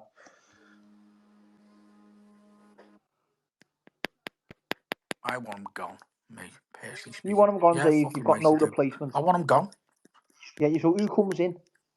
Come on, Dave. Who comes in? You've got to answer that one, Dave. I don't know, if I'm honest with you, but I want him gone. Jack's going to say someone like Mark Robbins from the Championship. I'm not, lad. I'm not. There's only one. Chris Wilder, Jack. Chris Wilder keeps you up. Fuck off. Chris Wilder's no different than Dyche. And he supports Everton, so he's good to take on us. Go and get gravy. Go and get gravy sets back in. He might keep us up. Allardyce should keep you up. Allardyce should fucking get you in Europe. He probably would. Probably do a job. What about you, Fran? Who would you have, Fran? Like, if he went tomorrow, who do you think would steady this year? Get Rafa back.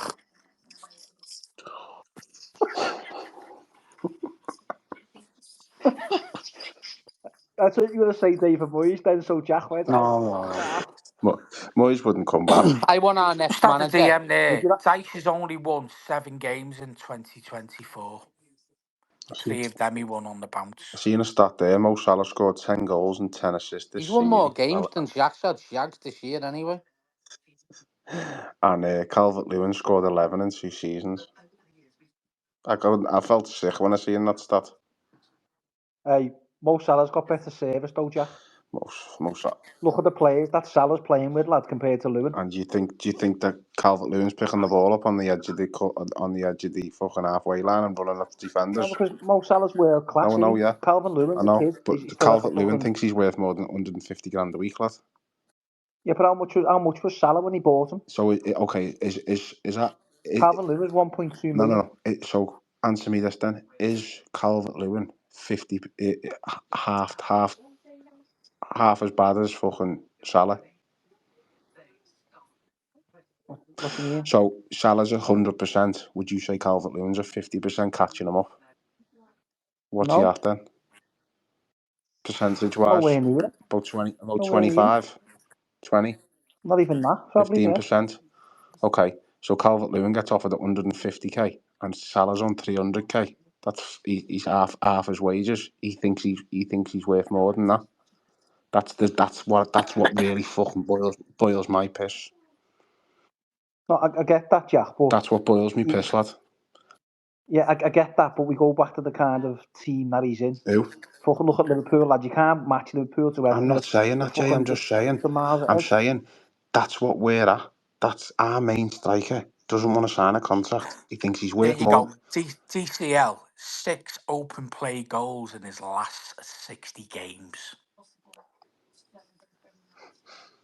I just can't. Do you know what? I just cannot believe that we've offered him a contract and he hasn't signed it. I can't wait for him to fuck off, and I can't wait to look where he goes. I just can't. And if he goes to these Italian leagues like fucking Tammy Abraham and all that, and everyone goes, "Fucking now, mate, all there." No, I want him to stay in England. I want him to stay in the Premier League, and let's see how well he does. Because I just can't see where he's going. Where he's going to excel. He'd do well in Italy, especially in the likes of Milan Dave, and somewhere like that. you You know, do well in one of the Italy, mate. one He of the wouldn't. fashion capitals of the world, because he wear all his knickers and He bras over wouldn't, there, Jack. couldn't he? Beto, Jack, he He wouldn't. wear them in the pitch. Dave wouldn't. Dave wouldn't do well over there. He has got the pace. Dave, Beto scored. I think we bought Beto on the back of scoring 20 goals in the Italian league. 20 goals in the Italian league, I think it was. So that's what that Italian league's giving you. That's why Lukaku's gone there and become a world beater, and he couldn't get a game at United. Jack, who are you bringing in then? Dyche gone now. For the future or for temporary? I mean, till the end of the season. I'd just give it to Baines. Go on, lad. Enjoy yourself. Really? Yeah, go and give it to Jack, Baines. you silly cunt. No, what? I'd keep it in house. Save money. I say, go on, lad. Go and enjoy yourself. Can't. Get Franny Jeffers at the number 2, Jack. And Nietzsche at the 3rd. He was going to come in for a 6-month contract. Who's going to do it? No one's going to do it, lad, unless they want big fucking major dough. And there's only one man who's after that. It's Allardyce.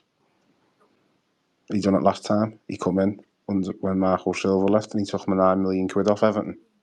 In that fucking, I think it was 7-month period. £9 million. That's what he cost Everton with all his backroom stuff. So, are we in a position to be able to pay someone like that? No. Not when you haven't got a board. Not when you haven't got an owner. Or Someone just messaged me, Jack, and said give it to David Coote. I mean, that's the other thing, you know. Obviously, on the agenda, and I put up about the lack of any noise regarding the takeover. It's getting to be a bit of a piss take now, isn't it? Because they obviously said it was going to be sorted by November. Dave. And well, not even I think November. December, David said. Dave, I think it said the way December. I tell you, they're going to prolong it and prolong it and They're prolong it. having a meeting, Dave, aren't they? Fans forum. They're making sure everything's all right with the fans forum. Make sure they agree with everything, and they'll give them the go ahead on the fans' behalf. Free coaches to Palace away next year. They all go on the train, but they'll be on a big luxury thing. I think what's his name? I think fucking Usmanov's coming back. I'd really do.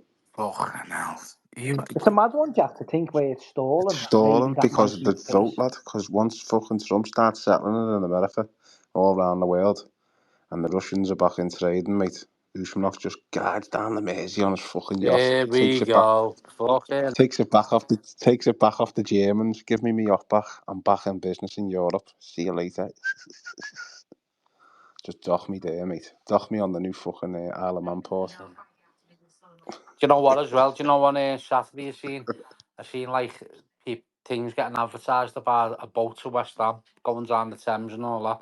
I hope Evertonians don't start doing that, mate. Getting on the drunk boat and all that from fucking the Birkenhead ferry terminal over. Two, They will though, won't they? two cans of Heineken and all that, taking the fucking absolute royalty on a fucking catamaran.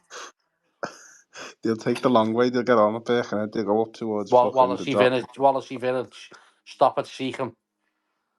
No way, mate. Round to West Kirby, do a drop in Crosby, come down the front there, Seafort, Littleland. Fuck off. I've heard, Fran. Jack, have we tried No, it? I've heard, Him, Fran. This is no him and bullshit, there, Tony. Fran. I've Jack heard. don't, because I can't take it. No, Fran. Listen to this. You'll have your tits off. Delta are doing barges along the cut down to Bramley Moor. Barges?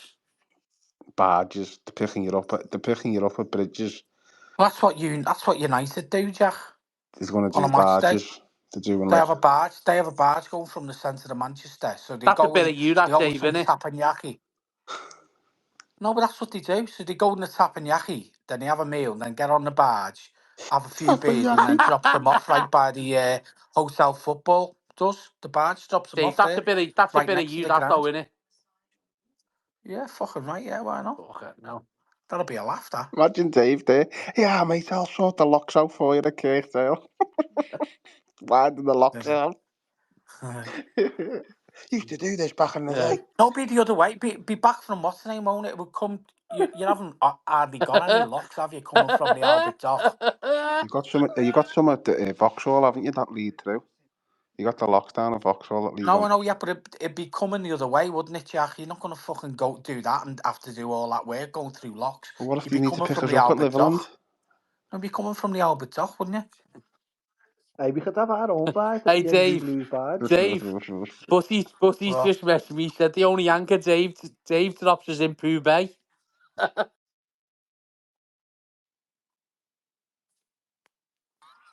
the fuck do you mean by that? The soft cunt. Bugsy the fucking red cunt. No, but that's what it'll be. The barges will come from the other way. You could get one from the Salty, Jack. No, it'll be the Red Lion, won't it? The Red Lion. Yeah, it'll be the Red Lion, Dave, yeah. I'll get on there. Your kid there fucking adding it up with his fucking He'd be like, BMG Blues ass on. what's his name, wasn't he? Fucking, what's his uncle off fucking Holyfields? You'll have your cock fucking steered in the barge, won't you? You No. fucking big Hey, I'll Jack, be bullhead in getting the the you know fucking what train, me, though? mate. water. Train from Seaforth Jack, right the no, way down. Jack, that would be funny though. On an all-inclusive badge. Imagine the barge going from Bramley Moor back to Little and the Chelsea. Fucking just being beat 2-0 at home. Fucking Crystal Palace. Fuck Jack ends up in the Mersey. Yeah, we did. We did. Fuck. Swimming down like that. Okay, now. Like a tsunami when he jumps overboard. Ah, fucking hell. No better than yours there, Davey, eh? I know. Dave, I don't think you'll be drinking lager in there. I think you'll go proper old school, glasses of wine and that. No red in the Bramley Moors. It's going like it's like eating in fucking Sans Cafe and then going to like fucking the Mimi or something like that. Going from Well, Goodison to Bramley Moor. I haven't told you, have I, that I've actually bought one of those £3 season tickets. Have you? Yeah. It's right. Who are you sitting there with? Me and our Alex. Fucking hell. What are you doing with your other two then? Just the two of us. Nice, nice. Jack, Oh, what that's about it. your corporate seat, Jack? Jack will have to have a private meeting. He'll be with the Benjamin Fucking, bobbling. Well, hey, Jack's in the corporate seat as well, he said the other day. yeah, That's true, Jack. I've got two, like, yeah. Fuck off. What's going on here? Fuck off. I got mine back in the day. Have you really, Dave? Dave, come What? on. You What? fucking... Have you really? Yeah. Fuck it now. Hey, I tell you something, like, you'll be on a View from the Bullens podcast. You'll be sitting next to your Drapets. They'll be calling it the twins from the Bullens. I only got mine, though, Frank, because knowing all the Chinese and South Koreans and that come over and they're looking for somewhere nice to sit, and you just fucking treble your dough each game. So I just done it for them.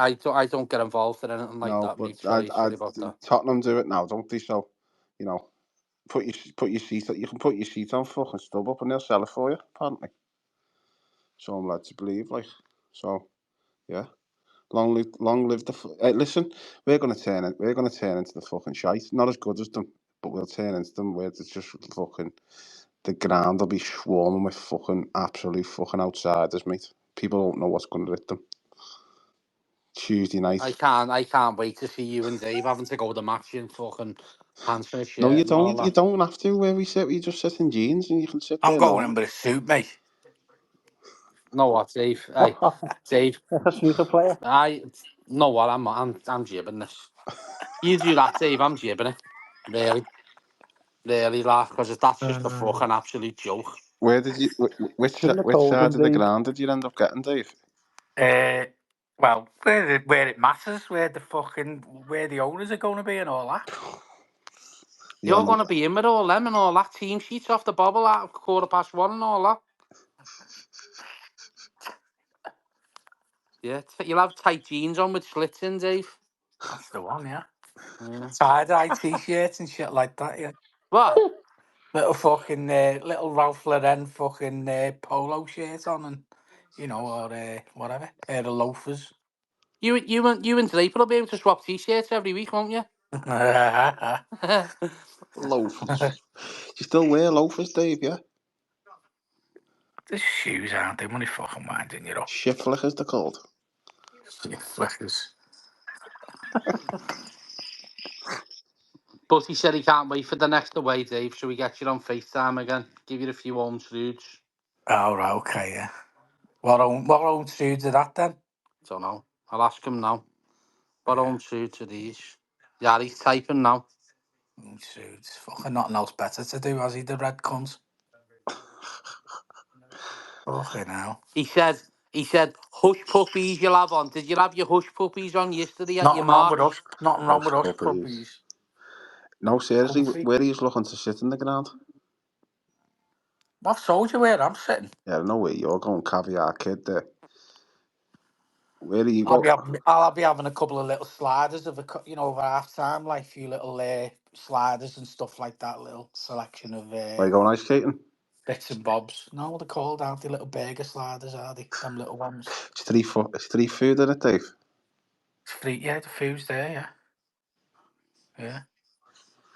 I'm only fucking lying. I'm not. I want to go I with wish there this. I want was. to go in the singing part You there. Where? what? The singing In the part. south stand. Yeah, not Yeah. for me. What about you, Fran? What? Which side of the ground are you thinking? Well, I probably won't be allowed in there the way these cunts take me. Okay, if you get a magic wand, where would you like to be? Right behind the dugout. Would you? Yeah. Yeah, right behind the dugout, yeah. Just fucking tell the cunt straight. Where are you going, Jack? Probably east upper. That close to Bootle? Yeah, it's see. I don't like I see the north end of the ground is for me isn't ideal because What's the Riverside, Jack? Riverside's the west side. That's Middlesbrough, Jamie. Soft cunt. That's the west side. That Jay. I would So love, which know one, the what I South would love Stand? to happen? I would love this to happen, right? You all get your season tickets, right? And you're all in place. And then you do the unveiling of the stands, right? And then the stand that Dave's in, the Sir Bill Kenwright stands. I would laugh. I would laugh my head off. I'd fucking laugh my head off, mate. What was your tenure, by the way, Jack? 23. Is it? Yeah. He'd be down there. Dave, you would go down there, wouldn't you, and just demand a move? Yeah. Fucking right, The I would, yeah. situation. What's your tenure, Jay, by the way? Mine was 18. 18. See, the situation with that only starts in 2002. I had a season ticket in 93, 94. I know. But But they only had data going back to yeah. 23 I years, remember didn't when they? you had to. I remember when you had to fucking queue down the ground with your stubs. Yeah, I've still got mine. I've still got them tickets, them season tickets. We were talking about that, Poor, Dave, poor anyway, when Fowler, you got the poor ticket. Fowler away in the cup.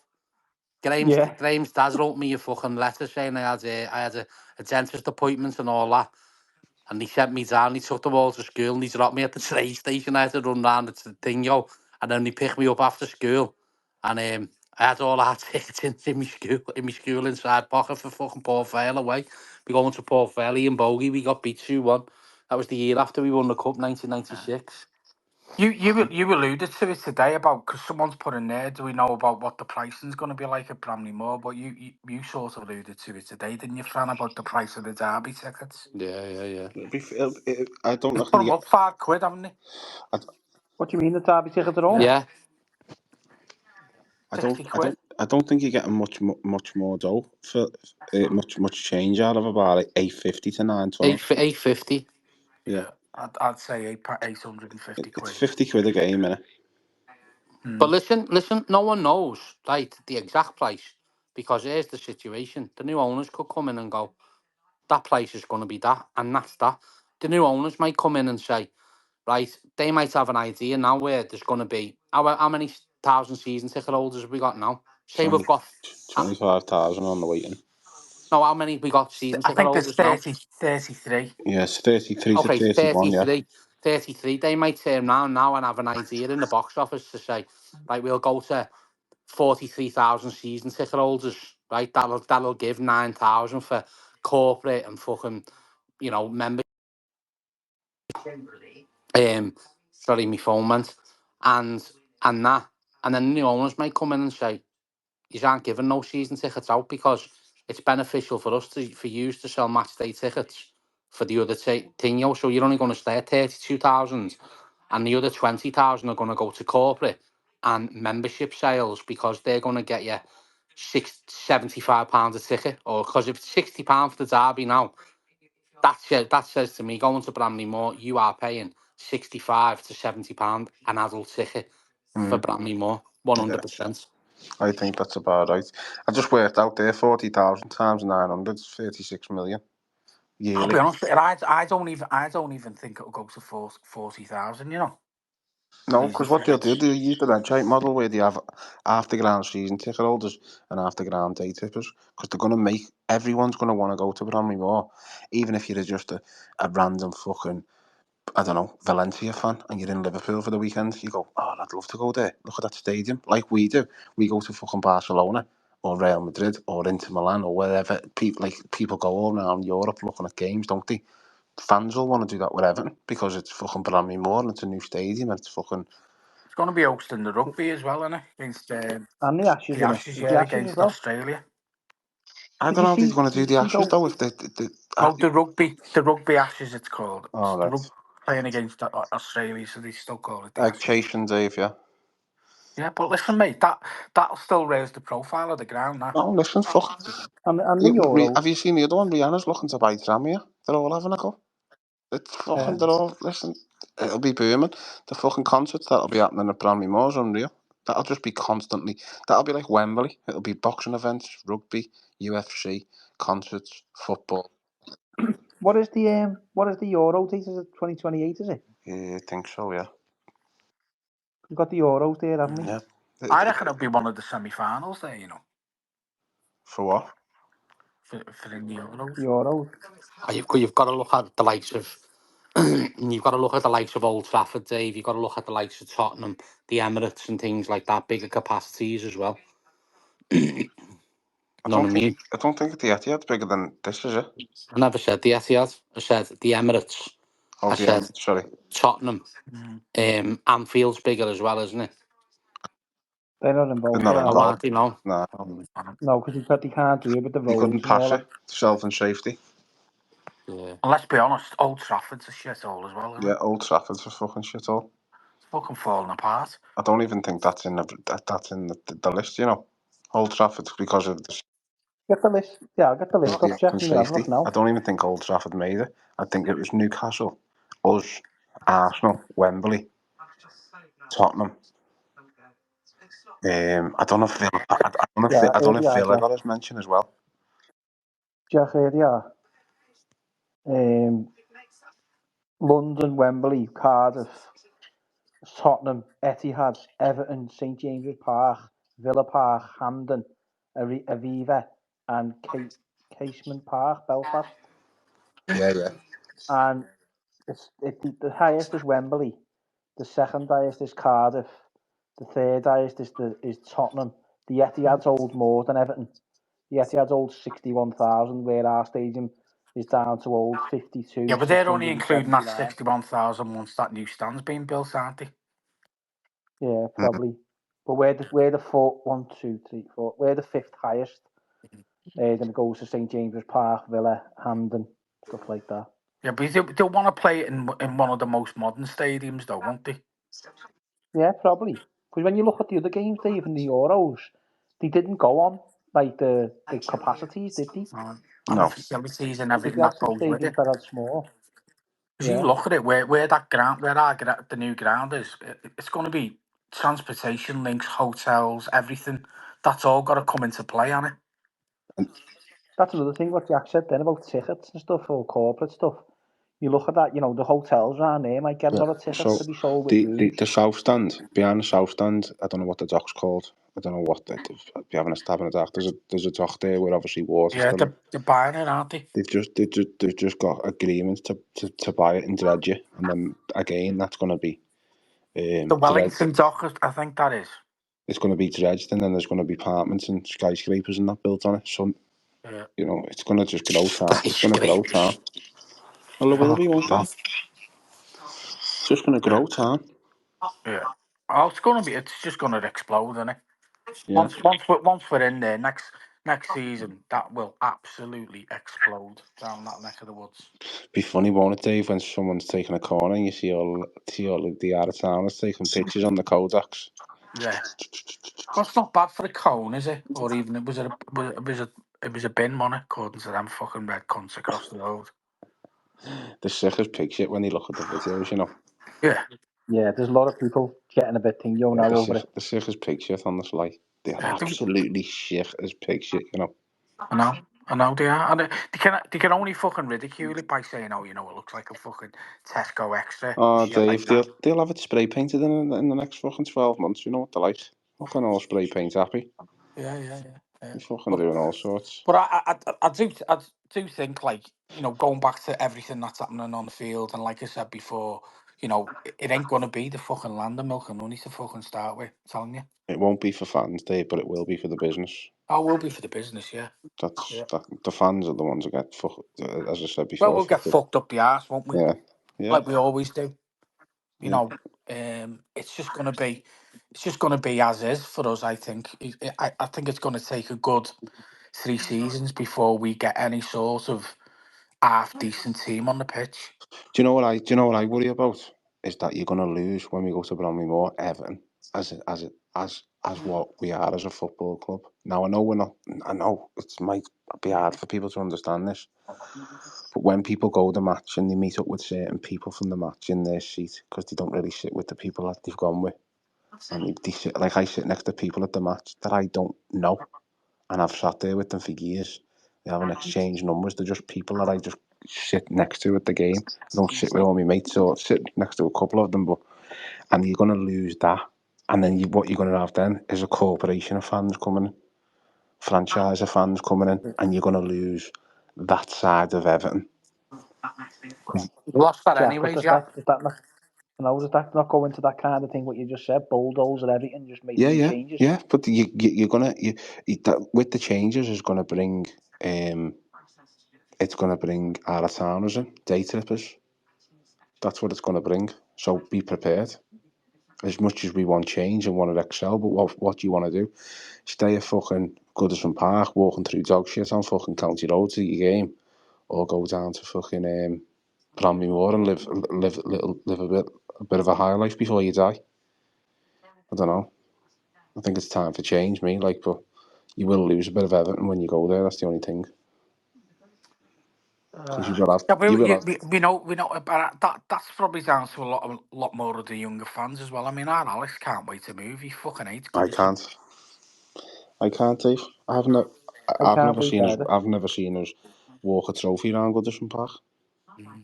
I know. I've never seen it. And listen, you've seen fucking the league title be lifted in the centre circle on a fucking pasting table. I know. Do you know what I mean? You've seen that.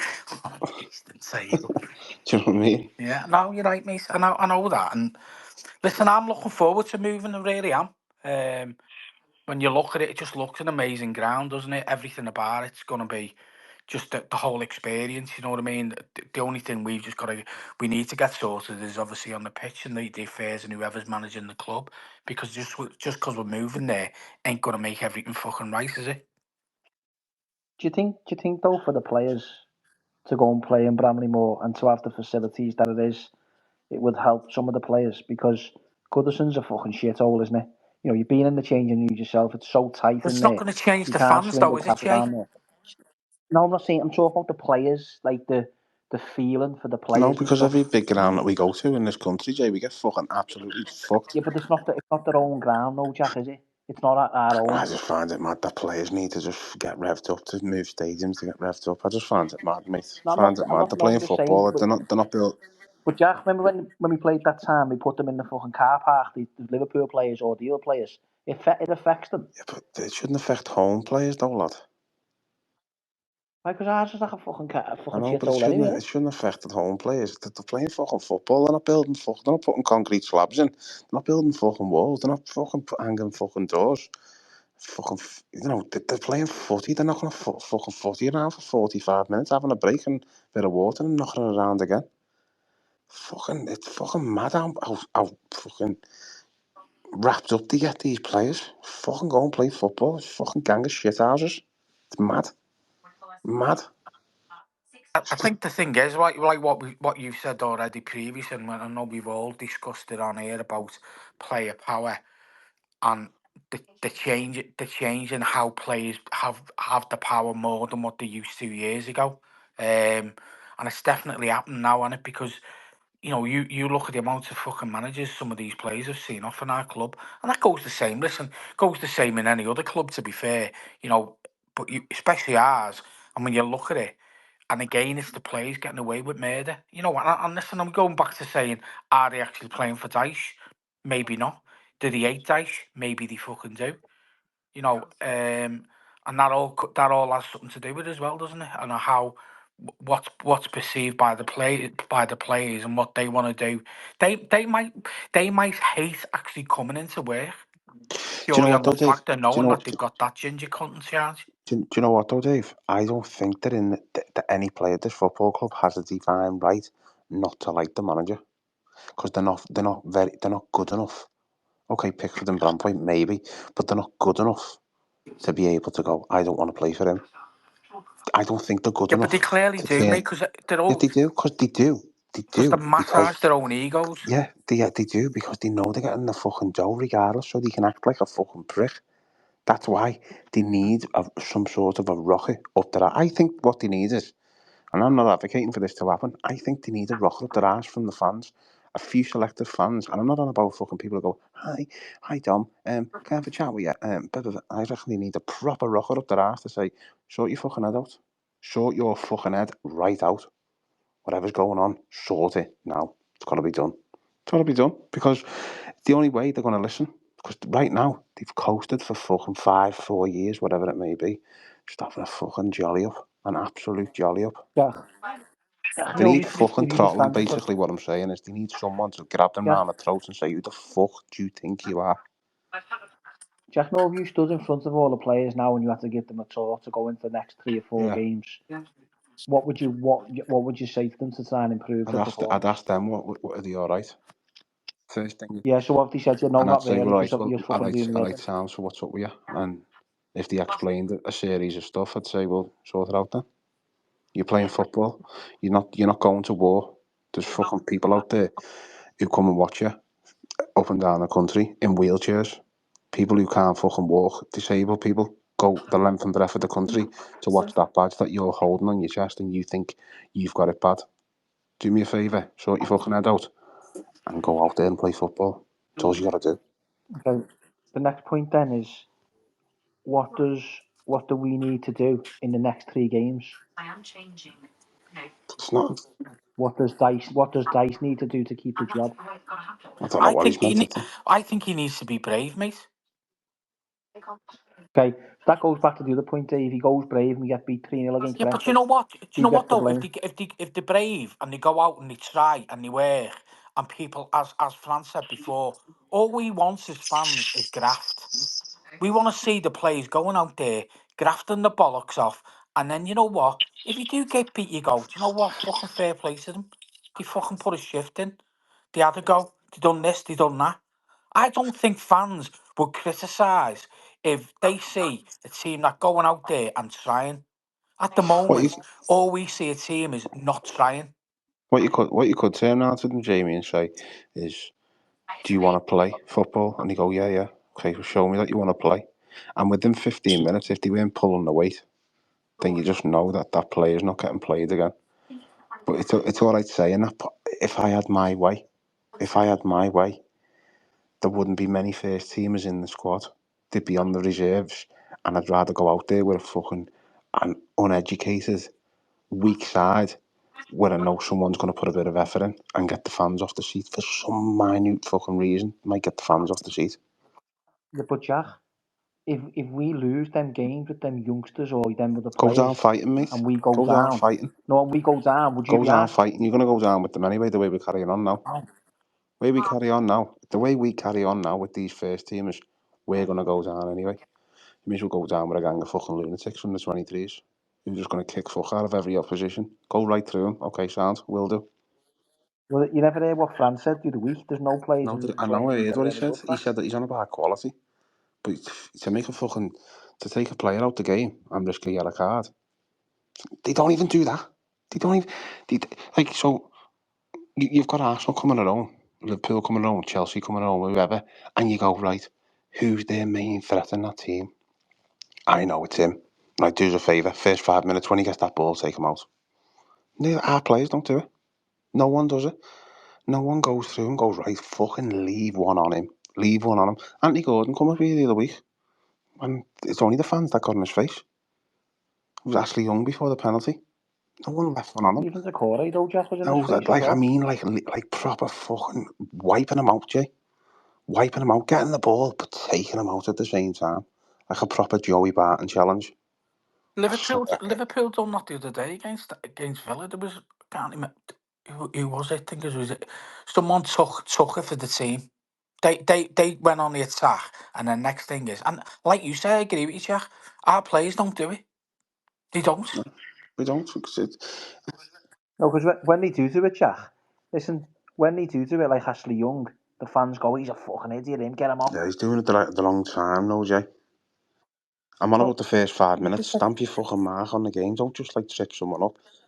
Jack, if he takes someone out in the first 5 minutes, gets a yellow card, every one of our fans will go. That player's then got 85 minutes then to hobble around, hasn't he? That's my point. Don't just tickle him. Yeah, but it's baffling, Don't just Jack, because tickle him. you're saying the fans wouldn't be on the backs. Michael Keane takes someone out in the first 5 minutes, everyone's like, he's fucking shit, him, Who get was him it off. yesterday? Cucurella took Saka out. Saka had to be brought off after the challenge. And I looked at it and went, fucking fair play to you. Fair play to you. You just took a yellow card and you took him out of the process. Shithousery. That's what it's all about. We don't have enough of it. We don't do enough of it, yeah. You're We right. don't have enough of it. Just leave one on someone. And I'm not saying break the leg or anything like that or send them to fucking Rose Red. But just like Phil Neville and Ronaldo. That was the game change. Like something like that. Yeah. Just go through fucking, just find the player. Like if we're playing the shite at home, I'd be saying to me striker, I'd say to Calvert-Lewin, if you're going to start for me, do me a favour. Any chance you get, just fucking throw your elbow right in his fucking ribs, wind him up, twist his fucking nipples. When he's grabbing you, just twist his skin. Well, that's what what's his name used to do? Yerry Mina, didn't he? Yeah, all the just time. fucking, You know, in the box, just pinching people and fucking digging people. just wind the opposition up. There's none of that. Yeah, There's none of that. Just fucking wind them up. Get in too the nice. face. Yeah, Tell them that you're going to shag the bird everywhere. When you wind them up in the fucking, I don't know, when the corner comes in, just say, I've shagged your bird, you dickhead. yeah. Jack, you know what though? That's You're going to saying stop that someone now, scoring right? a goal, isn't it, Jack? No, it'll wind them I up, know, mate. Jack. Jack, but you're saying that now. In that Brentford game, right? Say Mbemu, who's fucking the fastest player, or Wissa, dangerous players for them. Ashley Young fucking puts him in the fucking family enclosure in the first couple of minutes and gets a yellow card. You think our fans are gonna not say he's a No, fucking it'll idiot? set the tone for the game, Jay, and they'll be up for it. Jack, he's on a yellow card. Everyone will get him off quick. No. It is. Jack, it's the mentality. If Ashley Young put someone in the stand in the first few minutes and got a yellow card, right, every one of our fans would say, you're a fucking idiot, what are you doing? I don't know if Fran or Dave would agree with me with that, but would our fans jump on that? Say that again, Jay. So Ashley Young, in the first few minutes, takes out Mbemu or Wissa, who's their danger players for Brentford, gets a yellow card in the first 3 or 4 minutes of the game. Would you think the fans would be uproar going, you fucking Depends on idiot, first yellow card? depends on the context of of how it happens, does it? You know, if he's driving the ball and we're just fucking standing around and letting him come through it, and then no one does anything. Do you know what? I wouldn't be arsed, because if he takes him out and stops him getting any sort of opportunity to score a goal, then you go, fucking fair play on you. Yeah, but just say it's anywhere on the pitch. He's got a yellow card all No, through the yeah, but game. you've got to do it. You've got to do it at the right time, haven't you? This is the thing. You know, if he does it in the first 4 minutes and it stops them from an attack or an opportunity to get near our goal, and he puts a fucking challenge in and gets a yellow, then he's done the right thing, hasn't he? But he done that the other week when we played and he got sent off. I just think that we don't have enough players that do that enough time. I agree with Jack what he's saying about not taking one for the team, because we don't do it enough. We just let people You'd be just fuming in fucking the go. park end if that happened, Dave. Wouldn't really, but it's about the context of the match, isn't it? You know, as you're watching it, I'm not saying that.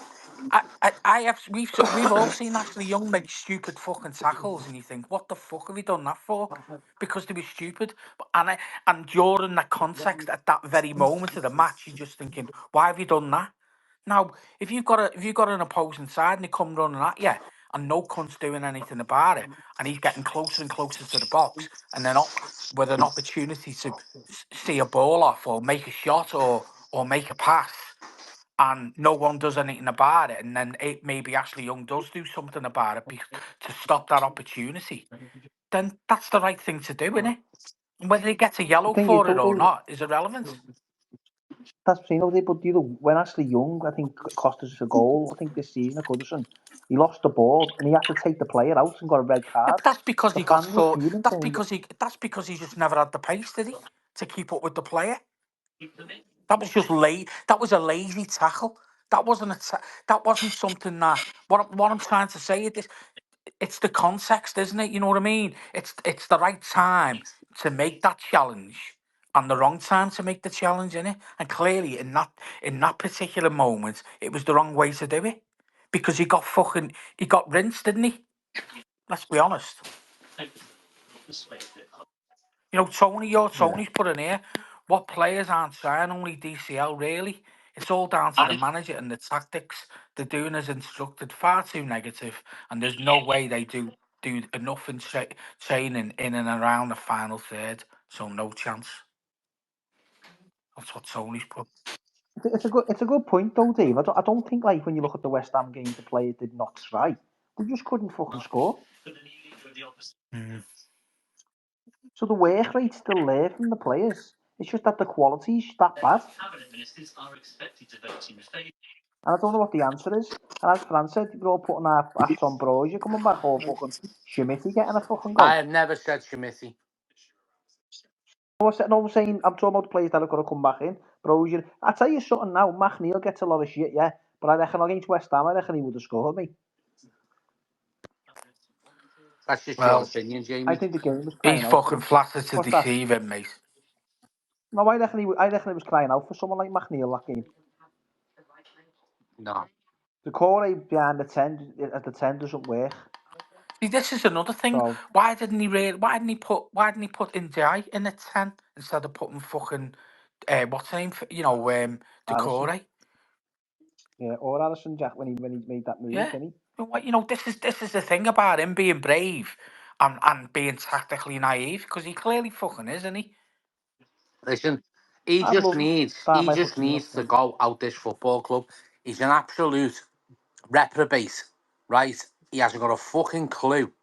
Get him gone and let's start afresh for the Brentford game if possible. If we can't, we can't. We've just got to wait until the inevitable happens and Obviously, I couldn't answer he it properly, goes. Fran. Who do we get? Because I couldn't Who'd you answer get it though, really. Fran? Who do you get? Who would you get, Fran? Um, Who would want to come, Fran?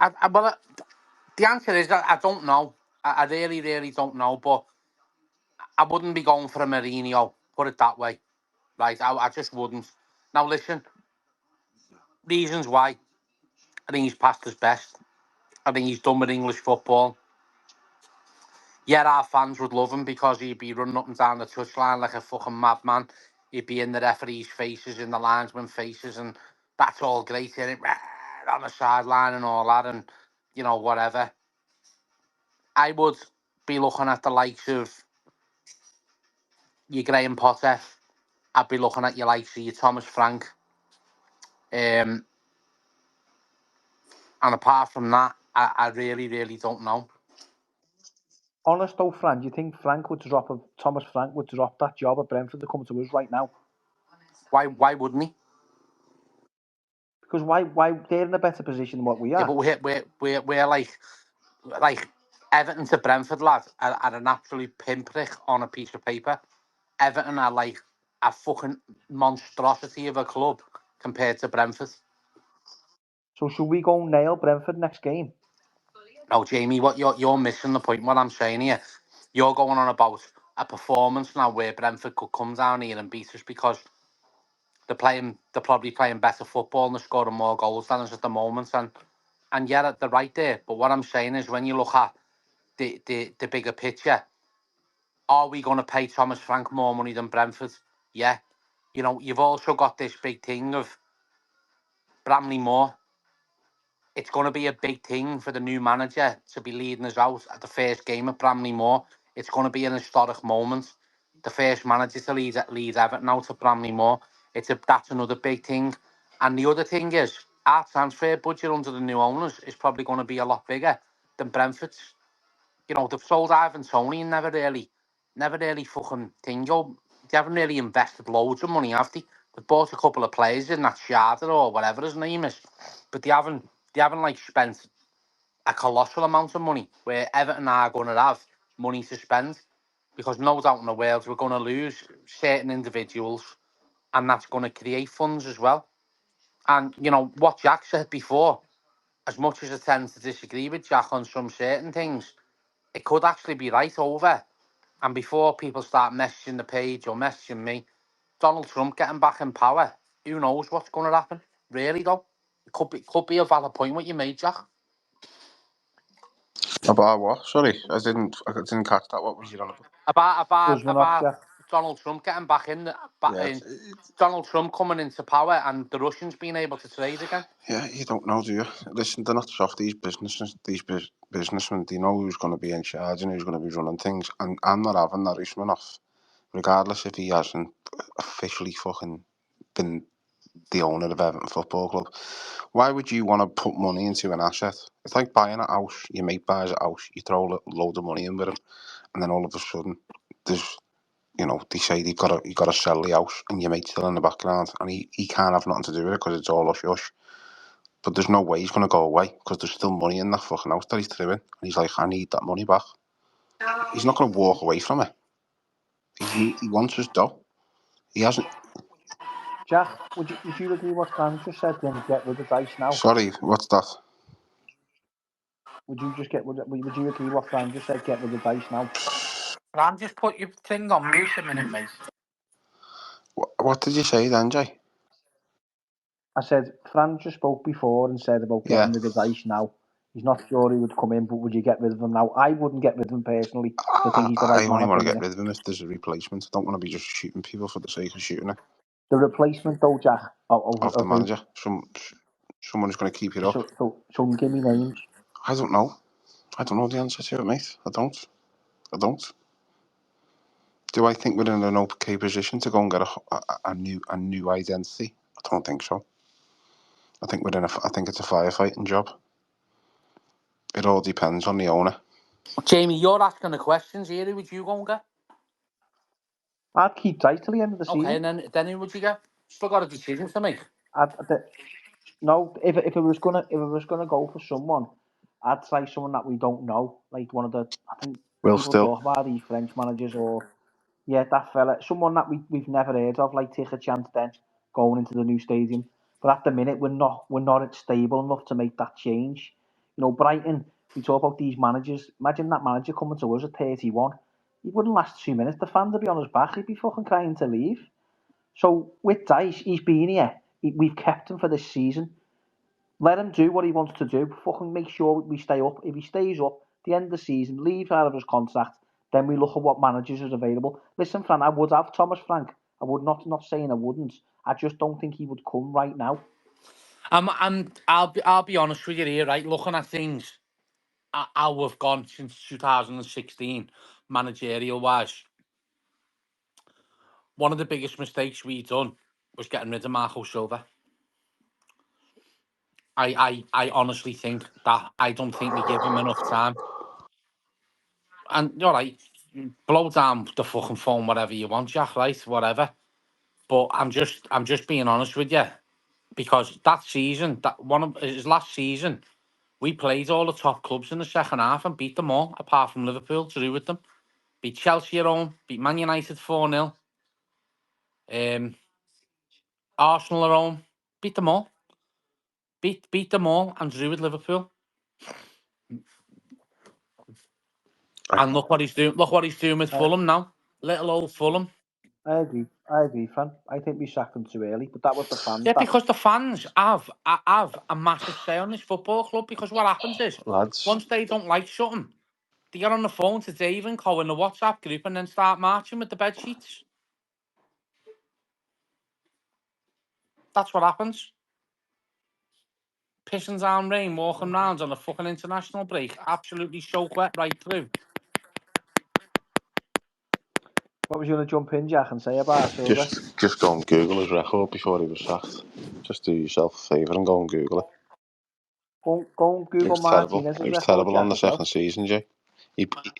Martinez on the second season was terrible. Martinez was a bad okay. manager for Everton Football Club. Listen, right.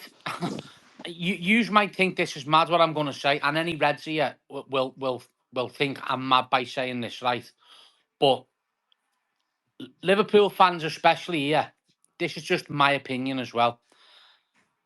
You've had a great start in the season, right? And you're all fucking, you're all dreaming of the league and things like that. Do I think you'll win the league? Yeah. I think you'll piss the league by April, right? I think the league will be won in April, and it's horrible for me to say that because I fucking hate you. But everyone's going on about this new manager that you've got.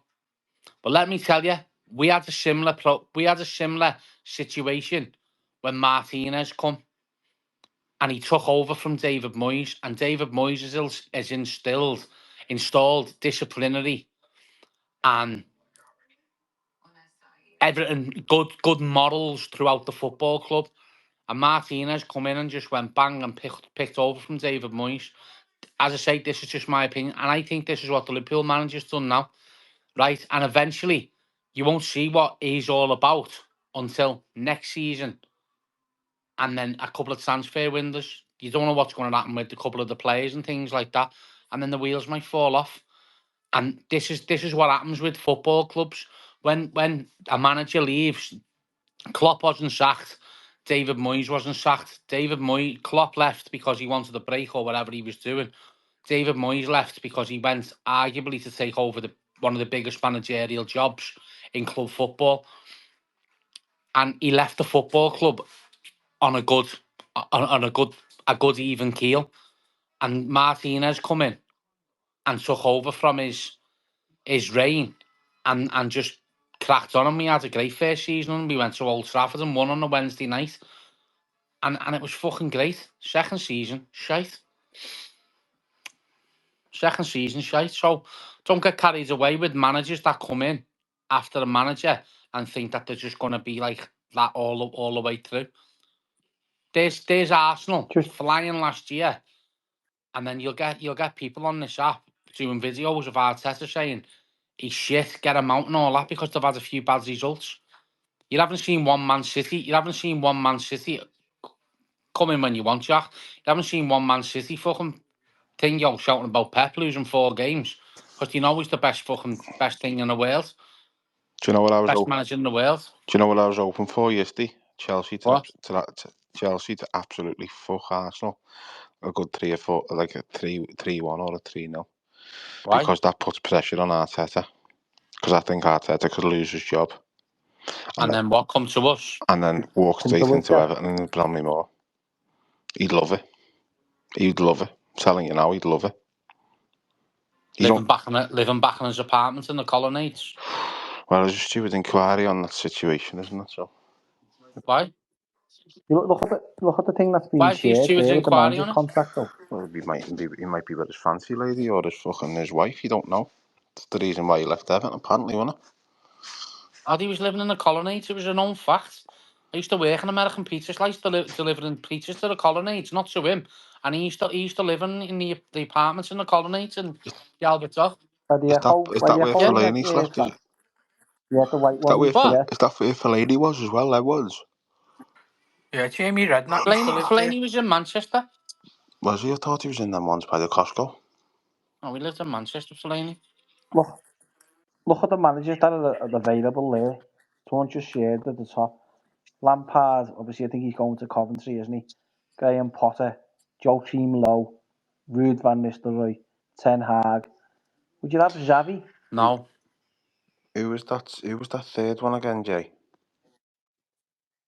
Joachim Low, is it the one for Germany? Sniffy ass, Joachim Low. sniffy finger. Joachim Low. Joachim Low, Jay. Joachim Low. I was like, Is it Joachim Low? No, you no, didn't. you didn't. Don't start like sound like. I'll piss off. Rudy Garcia, Walter Materazzi, whatever his name is, Allegri from Juventus, Can't believe. Is Mark Robbins not on Terzic, there? Dortmund. Mark Robbins. Who? Roger Sarri, Smith, Maurizio Sarri. Dunga, Tarossi. Would you have Tarossi? I'd have that Niko Kovac. You know, Yeah, even he was Sarari. I'd the take Sarari. Switzerland manager, wasn't he? Kovac. When he Bayern Look at Munich fucking manager fish one cake stage. face there. Zoom in on David Moyes. Look at his fucking fish cake face. Dirty Leave him alone, Jack. He had a fucking good reign absolute of it. sex offender. Take him back from, wouldn't we now? Do you know one Allardyce. do you know if we were if we keep Allardyce, if we keep Dyche till the end of the season, right? And this is just me. I think it's just me living in a thing, I would make an approach for the Atalanta manager. Yeah, someone said that last week on I here, would. didn't he? He's a fucking good manager, him, you know. I've just got a text here like Jamie. Would you take De Zerbi? I think De Zerbi's shite. Yeah. There's that other team that he inherited, Graham Yeah. Potter Jack, team. what are you pressing there? I'm not pressing on, mate. What are you pressing then, Jamie? I'm not pressing anything. Sounds like tapping though, like a woodpecker. Not me. Not me, either. Anyway, listen, we'll start to wrap it up soon, eh? Gonna go for predictions, Dave, Yeah, we're Brentford. getting beat. Oh, fuck off, Davey. 1-0. Come on. Okay, I'm going 4-1 Everton.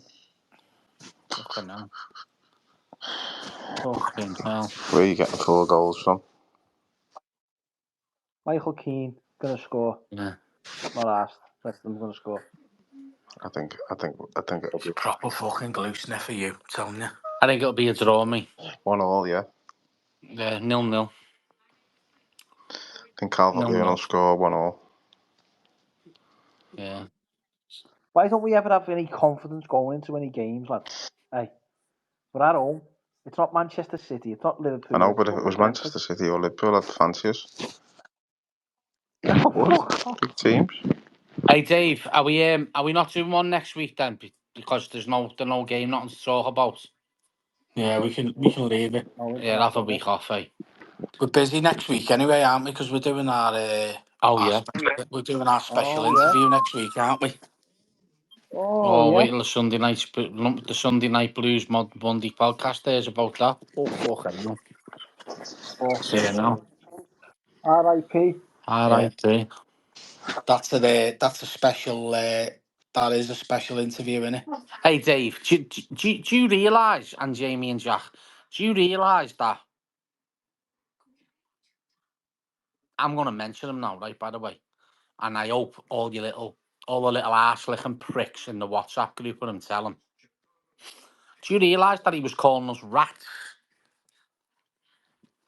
on his space when Lee Mack was on there? Nothing to do with Lee, by the way, but do you know he was calling us rats? The rats from the BMDs. Don't know why he's coming for us, to be honest. We've done nothing wrong, No, really, I have was we? just wondering. He must have just been 12 cans of Stella in, but fucking 40 Lambert and Butler down. This is Or all. sniffing the same glue as Jamie. This all comes from when me and Jack went. It Oh, all comes Jamie. from when me and Jack went on a space and had him up the wall on the Lambert and Butler and the cans of Stella. He's never ever lived it down. You know, he's never ever been able to drop it. Right, and it's just something. And one thing, right? I know we have a laugh and a skit about the Bullens. They never mention us or nothing like that. Right, and I'll give them credit for credit like that. They just crack on and do what they've got to do. And we do what we've got to do. But he starts coming out the best space and things like that. Yes, Sam, mate. Last week, let me just tell you now, because I know this will get recorded and thing, yo, mate, I was looking at your space right on another account. You had it 143 on. Dave put it on. You went from 143 to about 80 to 43 to about 60 years talking. You fucking silly piss pot.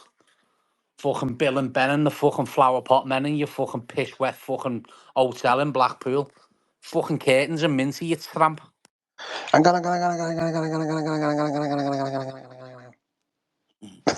Well, listen,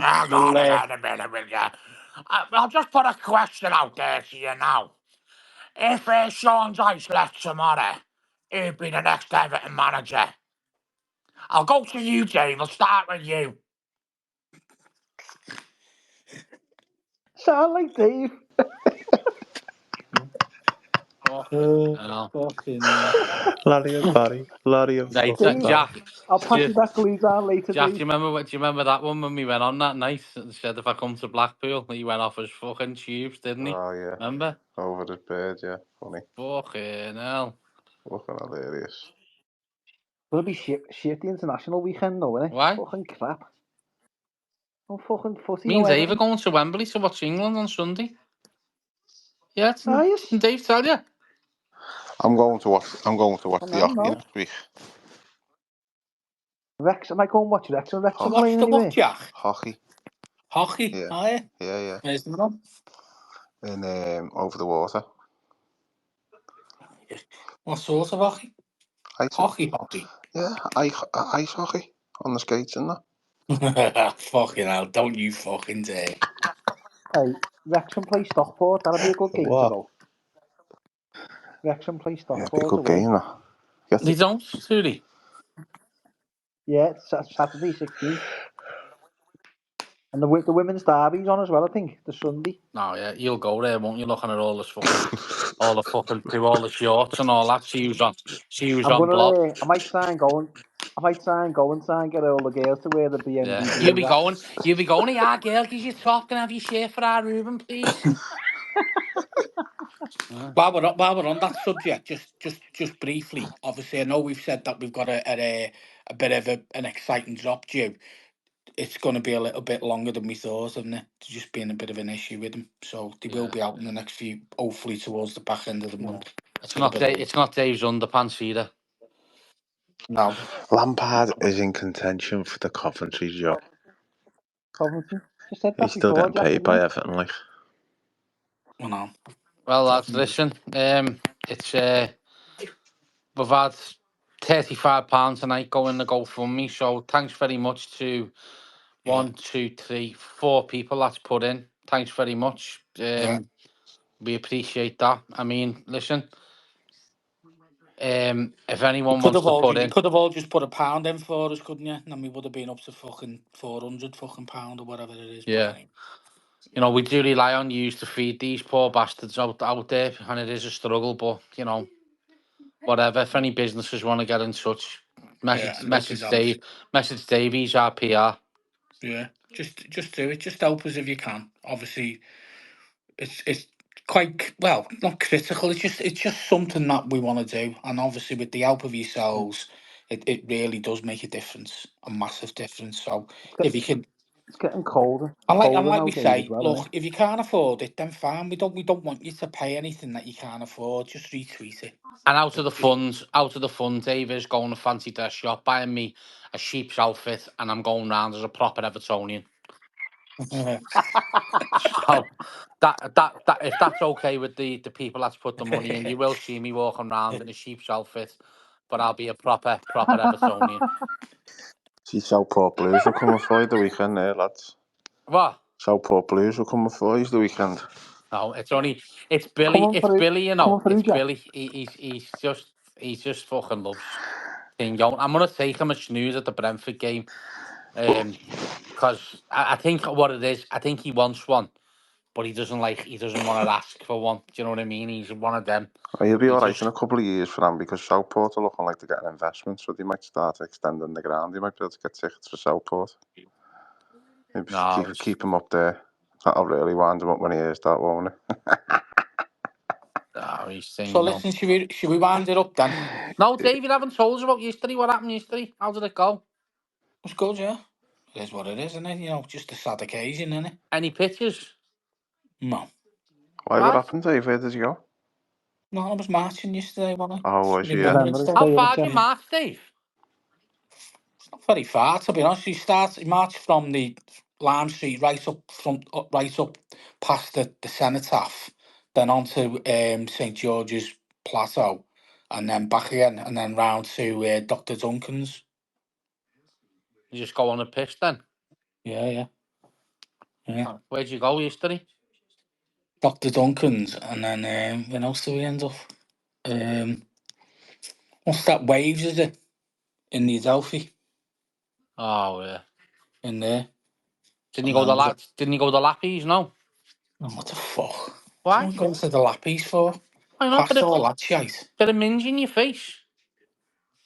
Dave, I seen you yesterday, did he? Fuck. No one fucking seen me yesterday. Who said that? Fucking Callum. Fucking full of shit, him. He's got a love-hate relationship with you, Callum. Fucking hell. Oh, You always He's say, only Dave, you always 13, message Callum, the you know, page. Dave. I know he needs to fucking grow up, the little cunt. Dave, you always message to the page. Dave thinking it's you, you Yeah. know. Yeah. No, I Yeah. got home about 8:30. It was alright. Wasn't pissed. Any birds in your fizzes, Dave? No. None of that. None of that, no. None of that going on. Are you past all that now, Dave, your age? No, not really. No harm in looking, is there? Yeah, window shopping. For a window shopping, yeah. That's what it is, Did yeah. you two No. did you two play? No. Why? Don't do it. No, because I don't at the moment. Don't do any of that now. When you're losing a bit of weight, unlike yourself, Fran, you're What? still too playing, aren't you? No, I'm not. I don't two play, no. You No. did do. No, it's dry now. Bit of Johnson's baby talc. Yeah. fucking supply, mate. No, It's you like look. it's like putting the powder in the water and making the cement. It makes it thick. So you know what I mean? It goes nice and He's a fucking what? filthy cunt, you know. Yeah. Dave, Bussy said you marched straight to the G bar. Fucking hell, yeah. Face down, ass up. Face down, ass up, yeah. That was the one. No, sounds. Well, listen, we'll let it go there, right? I say we'll give it a miss next week because of the internationals on, and then we'll be back the following week. Probably after the Brentford game, after we've been fucked, and they'll be murdered on here. And hopefully we'll be doing our interview as well. So we'll probably post that up on the new page. And as I say, keep asking people. Look, the spaces get downloaded now onto our new YouTube page. So get yourselves down there.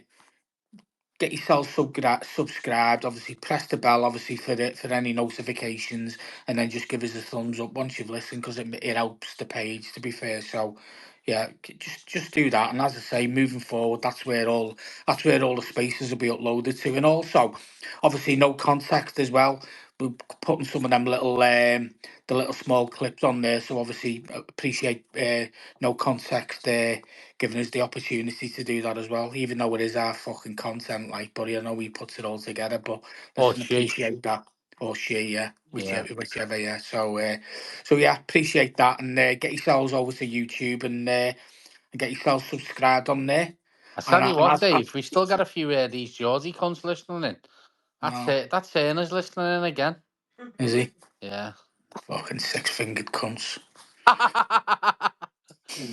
Yeah. But yeah, look, you know, as we said before, get yourself do some. If you can help us out on the donation for the homeless, that'd be fantastic. If you can't, then just retweet it. But we do really appreciate your support, and it does make a massive difference. Especially, I mean, fucking hell. I said to my missus before, it's fucking gonna be freezing in the morning.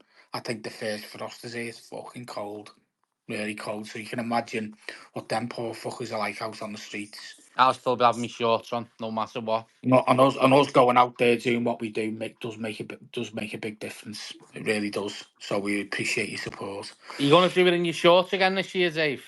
No, you can. I always do.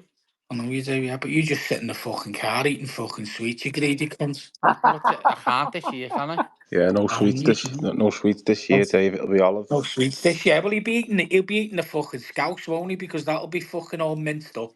No, not if you cook it. Put a bit of fish in it this time as well. That might just add to the taste. What? Bit of fucking salmon. Jamie's cooking it this year, isn't he? Oh yeah, Jamie's cooking it. Yeah. I don't know if his bird knows, like, but she's just found out now. He's cooking it. He's proper under the thumb, Jamie. Oh, he can't move, lad. He has to sit in the spare room to be on these. Jack, I couldn't. Listen, I know he is right, but lads, between him and Dave, mate, I'm telling you now, I don't know who's under the thumb. Where's Dave asking Jill, can he go to Southampton? And him, he's just a fucking whip at Jamie. Told you before, Fran, I do not ask permission for fucking anything. That shocked me, that Dave. I didn't take no notice, Jack. I didn't think you were that type of guy. He's he's full of shit. I belled him and and he said, knows are you it. going to Southampton, Dave? And he went, I don't know what date is in. I told him the date. He said, I don't know. And then the next day he went, wait there, Jill, do you mind if I go to Southampton on Saturday? And she said, this is what she said. She said, ain't no fucking going to Southampton, Dave, Saturday. We're going shopping. And he went, well, we'll go Friday then. As long as we go Friday. Oh, God. Lying cunt. Jill's the gaffer, mate. Jill is the gaffer. She's the G. Yeah. She is. Anyway, listen, we'll finish there, right? Don't be cutting it off because the heat's getting too hot in the kitchen, lads. Oh, God. Every king needs its queen, Dave. You what? Every king needs his queen. Well, it does, mate, yeah. But unfortunately, Dave, can we finish with Now the End is Near? Why? It's like a funeral song for the Sunday Night Blues space. And now the end is near, and so I face the final space. My friends, I say it here, my little hotel in Blackpool with dirty curtains. Come on, carry on, Dave. Get the next verse out. No, I wasn't listening. You fucking virgin. So listen, we'll finish there. Hey, did you hear about that fella in Blackpool who's taking all the charity boxes? It's on the news the other week. He was on Twitter. He was on Twitter as well, here, wasn't he? Good night. Yeah, see you all. Lizard. Rat. See you all.